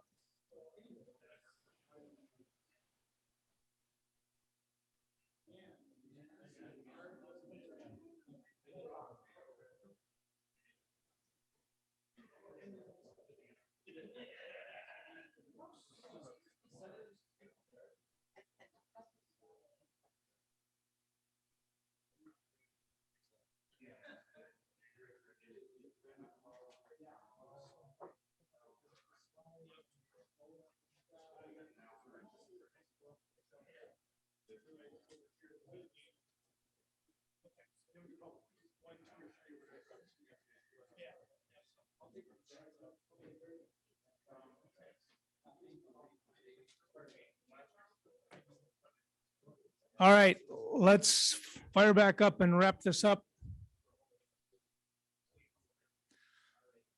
So we'll start off by answering Dave's question on just how much money are we talking? So we're talking dedicated account and bonding. So we got just under $1.5 million in dedicated, 446.5 going to the Roseau Lake of the Woods, $500,000 to Prospector and $500,000 to Voyager. And then on the bonding side, we got $1 million being requested by Voyager and $500,000 bonding in for the Prospector. And that Prospector $500,000 will probably end up going to the DNR to upgrade the state trail, but we will be lobbying to get the money for them. Questions? Dave? Yeah. For future, to help us really understand the total cost of ownership, right? We need to add in the, what's it cost to maintain these trail systems over the future? Because this Yeah. is the capital investment portion. There's a maintenance portion that we don't understand yet. And we've got a limited amount there as well. So just for future. Yep, no, I agree. And with Joe working on that grant and aid, I think that hopefully will be an easier question to answer in the future as well. So. All right, no questions, anything on Zoom on that spreadsheet? All right, now we'll move into the meat of the meeting. We'll prioritize our existing resolutions. So A is the 30-mile-an-hour one. It was actually a carryover from last year, but we kind of reintroduced it again.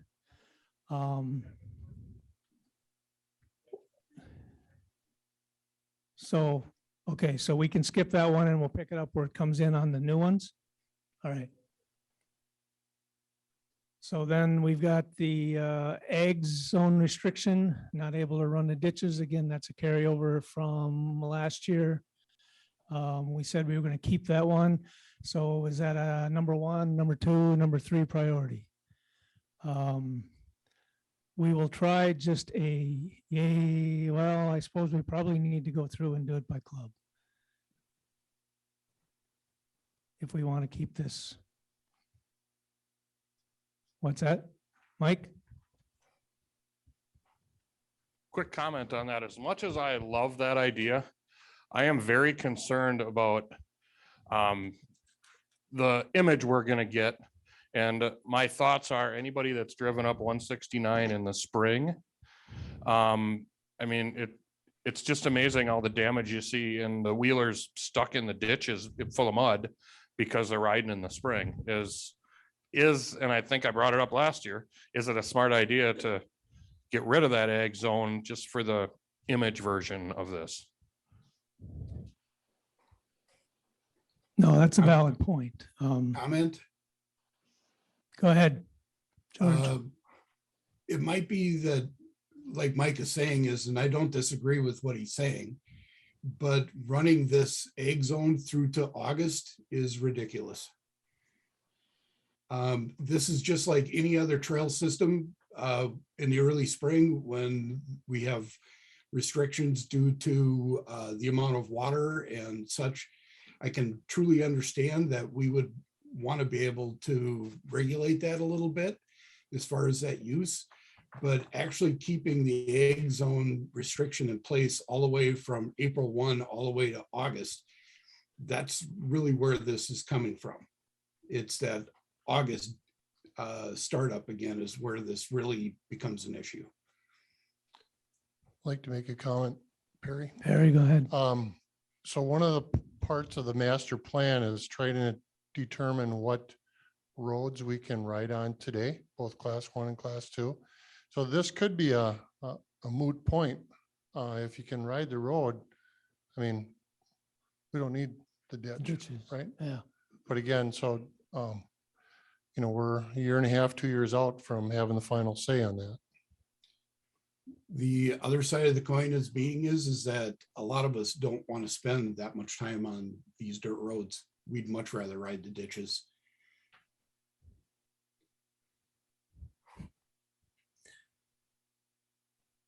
All right, so what do we want to do with this? Do we want to keep it alive? At the very least, if you want to keep it alive, I would say it would be a 3. It started to get some traction here a little bit ago. If we leave it as a 3, this is one of those things where if as the iron becomes hot and we can use it, so be it. Otherwise, we leave it as a 3 at the very least, is my suggestion at this point.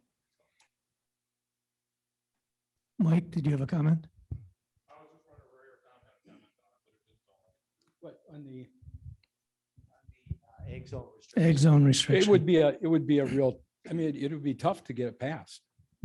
And I think what Mike said to some degree, people would, environmental types would not be happy with, nor the DNR. I mean, the DNR is a big proponent, although I've heard the commissioner of DNR say in a meeting that the ditches are not for wildlife and they're just predatory alleys. That's all they are. Exactly. Current commissioner or A past? former commissioner. Okay. Former commissioner, yes. But he was pretty adamant about it, and he got to the point where part of this came down to is that the egg zone restriction was never really put in place to keep ATVs out of the ditches, but that's all it's being used for. They're not treating us the same as everybody else. If they want to treat everybody the same and start ticketing people for mowing their ditches and burning their ditches off, so be it. But this was never intended to keep ATVs out of the road ditches, but that's all it's being used for today to speak of. That in itself is a contradiction in the whole term of the egg zone restriction, as far as I'm concerned. And if they were to treat everybody the same, I would be game to just leave it in place. But until they decide to do so, our previous commissioner basically did not want to spend money to basically enforce the egg zone. But why are they then keeping ATVs out? It's what it comes down to. Treat us the same as everybody else. All right. Ron? Yes, Ray. Well, I would suggest that if we want to pursue that, that we start, give it a meeting priority. And then what we do is we start with the DNR. Let's bring it up at our DNR meetings and say, we're concerned about the lack of consistency on enforcement. We're concerned that they're really not doing, from a wildlife perspective, what people think they are. They did have a big task force recently, say within the last 3 or 4 years, on road ditches. And I do know they have a road ditch person in DNR. I think it would be, before we go into this, we should have our eyes wide open in terms of seeing what kind of opposition we'd run into within DNR itself. And that's, I agree, Ray. And that's why I said, if we're going to keep it, we keep it as a priority 3. And it's one of those things that we work on as we have time available, because it looks like we have other things that may be of more importance at this point. So that's my suggestion, to keep it as a 3 if at all. It would need some more research. It would need additional wording. It's not a matter of just open it all up. Yes. Ken? This is Ken Irish here, George. I would like to keep the resolution alive. We have a few people here from southern Minnesota, and this is going to open up some opportunities for them to make some future trail connections. And I think it does need some more discussion and stuff, but I wouldn't throw the idea out altogether. Let's keep this alive anyways. I'll go along with a priority 3 then. So do we have a motion and a second for priority 3? I'll make a motion for priority 3. This is George. Okay. If someone else wants to second, or else I'll second. I think Mike and I will, what are you saying? All right, we have a second. Okay. I think to try to keep this going, we'll just, unless there's a lot of opposition on one of these, we will just do a voice vote. So all in favor of this being a 3 priority, signify by saying aye. Aye. Aye. Aye. Opposed, same sign. All right, Joe, you want to put that on our agenda for our next meeting? 16 and 17. Passenger riding parents with a driver's license. Josh, I think that was one you had brought forward a year ago or so, or no? Steve Ashbaugh. Oh, Steve had, okay. All right. We have a motion on where you want this to land, Mike? And a 2 priority? We got a second on that? Okay, motion and a second to make this a 2nd priority item. All in favor signify by saying aye. Aye. Aye. Opposed, same sign? Yes, sir. Oh, okay. All right. So then we have the opt-in information for registration. This was more to address getting kind of mailing lists. Right now with the privacy stuff, we can't get that information, but some states have provided an opt-in where you can make that information available. So I think that's what this one was all about. Do we have any feelings on where we want this one? What priority? Question is just include that language about having the reduction in registration. Yeah. Sorry, what was that Yes. comment? Go ahead, Nick. Go ahead, George. Waiting for the mic to get over to Nick. I was just asking because I could hear somebody talking, but I couldn't hear them. That's all. Thank you. Oh, Bruce was asking if this opt-in also included the reduction in registration fee that we had talked about. And this one states that, but I don't know if this was the one I think you originally brought forward, George, wasn't it? No, Actually, it was Ken Irish. wasn't this one to generate information for us to get that information, to get those, Yeah, that data? yes. And then we would have an access to people that we're not getting an access to now to get them to become members. So the idea was that if you generate thousands and thousands of new members and you reduce the registration fee as a trade-off with it, so that was the goal here. Put more money in our pocket, ATV Right. Minnesota's. Yeah, and Is that initially correct? it was, the opt-in was Ken's idea, and then adding the reduction in registration fees, Ron, was actually something that you had brought up because of the state of Wisconsin actually doing it. And we wanted to actually sit on it a little bit and see how it works for them. And I'm not really sure how it's been working so far. 'Cause I it would think be that if you was, join a club, then you got a reduction. yeah. And I thought it was two separate issues, but okay. They actually were. They actually were two separate. Yeah. They got combined into this. Okay. All right. So did you make a motion, Bruce, well, we carried it forward. I mean, it was one of those that we carried it forward, right? So. George, I'm not quite sure this was my resolution. My resolution a few years back was that it would be people could voluntarily donate to our grant and aid when they register their ATV at a DMV. So I believe you're correct. I'm sorry, Ken. Okay. That whole I'm gonna hand opt-in it to thing Bruce. was actually, it was a separate item, I guess, but I don't recall who it was that originally had brought it up.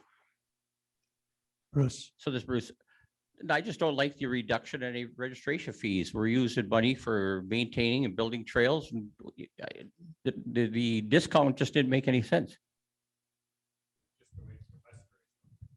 I understand that, but we are concerned about funding for maintenance and building. So are we going to make this a third priority item? Or, Well, I like the first part, having the young people that have that's it, I'm sorry. yeah, No, the discount, yeah, just. opt-in for information for registering. So I mean, that gives us a database. Yeah. I truly would love to see that. I'll make a motion that we just say, let's have the first part of that, provide for opt-in information, registering, but not providing any, strike that reduction in registration fee. And then let's just go grow our membership. Yeah. What's the priority on this one? Make it a 2 or 3? A 3 for now? Is that what I heard? I got a question on that. Yes. When you go to the DMV to get your registration, you're counting on the person behind the counter is even going to know about this program. They are not. Or am I misunderstanding this? No, it's No, we actually don't going to really be have the part of the whole program yet. registration. But my point is, if you come up with this program, the person that works behind the counter at the DMV where you get your registration from, how are they going to know about this program? They got too many things to know about. Yeah. They're not going to, is my opinion. That's why my opinion is the whole idea won't work. Because you're counting on educating everyone in the state behind the counter at the DMV. I don't go to the DMV anymore to get my registrations. That's part of the issue too. I don't count on them to know this stuff. They don't register ATVs correctly to begin with. So there's Yeah. more to it than that. So. Is how that was originally going to work was that there would be a checkbox or information on the registration card that you would opt in to give the state association the information. Because a few years ago, when they changed that law where we couldn't share information from the DNR to the state association, that's how this, partly how this thing came about, was just, it's a voluntary opting into giving the state association your mailing information or your email. That's what I remember. Yep. So if we leave it in there, we can continue to work on it and try to figure out if it's going to work or not. I'll make a motion to make it a 3 for now. This All is right. George. And we got a second from Mike. All right, so third priority, all in favor signify by saying aye. Aye. Aye. Oppose, nay? All right, that's a 3. Sales tax exemption on equipment and attachments. Again, that's one that carried forward. I think previously, Ray, you thought this might be a kind of a hard sell, but Snowmobilers pulled it off already. this would be for clubs, as I understand it. Yes. Right, snowmobilers have it already.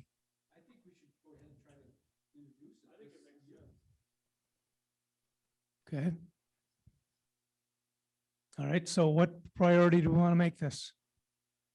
This is a bonding year, right? Not a. Just a but- question, if you're a nonprofit, you don't get your sales tax exempt already, aren't you? Yeah, Oh, so it's for the clubs that aren't. right. Yeah, a lot of clubs are not a 501c3. All right, I think what I would suggest is, you can just make it a number 2 and then we'll commit to try to, get it, find an author and get it authored and you never know, lightning may strike. But again, some of these policy issues are really problematic because there just isn't time to deal with them, and I'm not saying that as an excuse, that's the reality. And, we can, if it's something you really, really, really want, we can do the best we can at it, but it's, you have to be careful about prioritizing. They only take so many phone calls from us, is what I'm trying to say. I'll make a motion to make it 2. all right, we have a motion. Do we have a second? All right, Ron seconded. All right, all in favor of this being a number 2 priority signify by saying aye. Aye. Aye. Aye. Opposed, nay?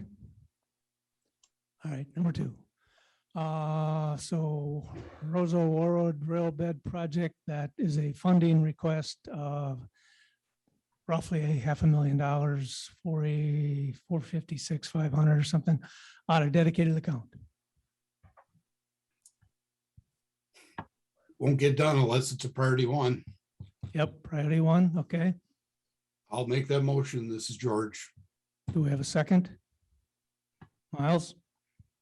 Okay, so that will be a number 1 priority. All in favor signify by saying aye. Aye. Aye. Opposed, nay? Motion carries. All right, our definition change with dropping low pressure and changing the weight. I'm not going to mess with it. I'd make a motion to make that a priority 1. All right. So George's motion, Bruce second. All in favor signify by saying aye. Opposed, Aye. nay? Aye. Aye. All right, that one's a number 1 priority.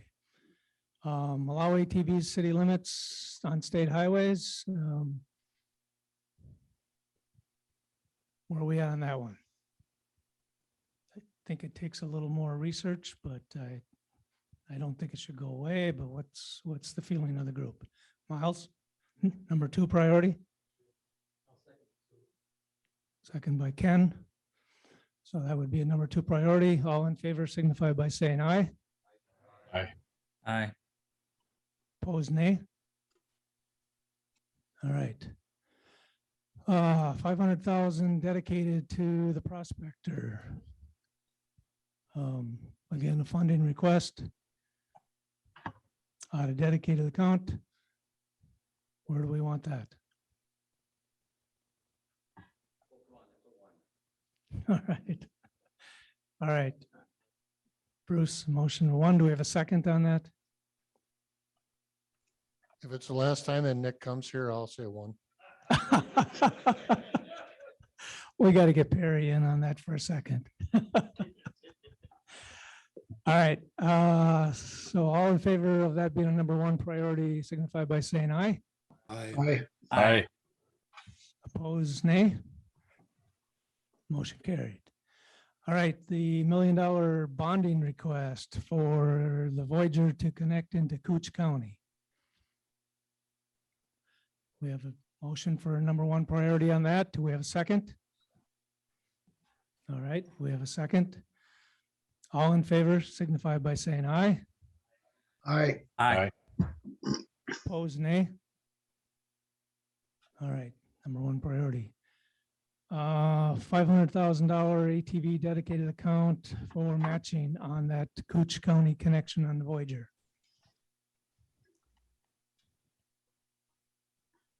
All right. All right, we have a motion and a second. That's the number 1 priority. All in favor signify by saying aye. Aye. Aye. Aye. Opposed, nay. All right. Is that it? Yeah, that's not on there, but it should be. And again, the 500 for the prospector would be, we will lobby to get that money, but it'll end up going to the DNR to upgrade the taconite.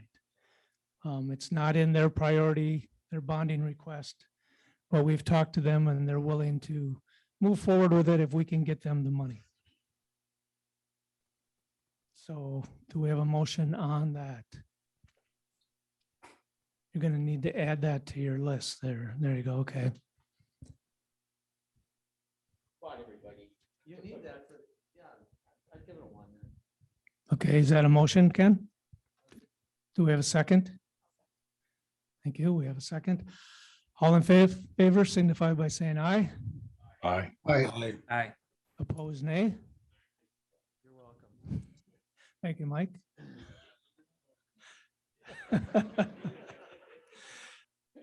All right, I think that is everything that was on our list. So I really thank everybody for sticking around and helping us through this. I would like the executive board to stick around. We need to deal with some vision funding request. So Should I make an announcement about the vision? otherwise, have a safe trip. Thank you. Yeah, Perry, you just- got something here before we adjourn. Just real quick here. So our next big gathering of ATV Minnesota is going to be up in Detroit Lakes for our vision conference. I believe it's April 23rd, 24th, Jen?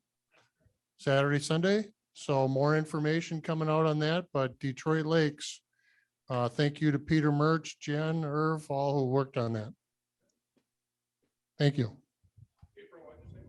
23rd, 24th. 23rd, 24th. Yep. Thank you, JR. Pleasure like always. Yeah, appreciate it. If you get up that way, give me a yell. Yeah, I sure will. I will absolutely. So thanks for sending the note. Good job, Ron. Guys, it's been fun. I'm gonna go.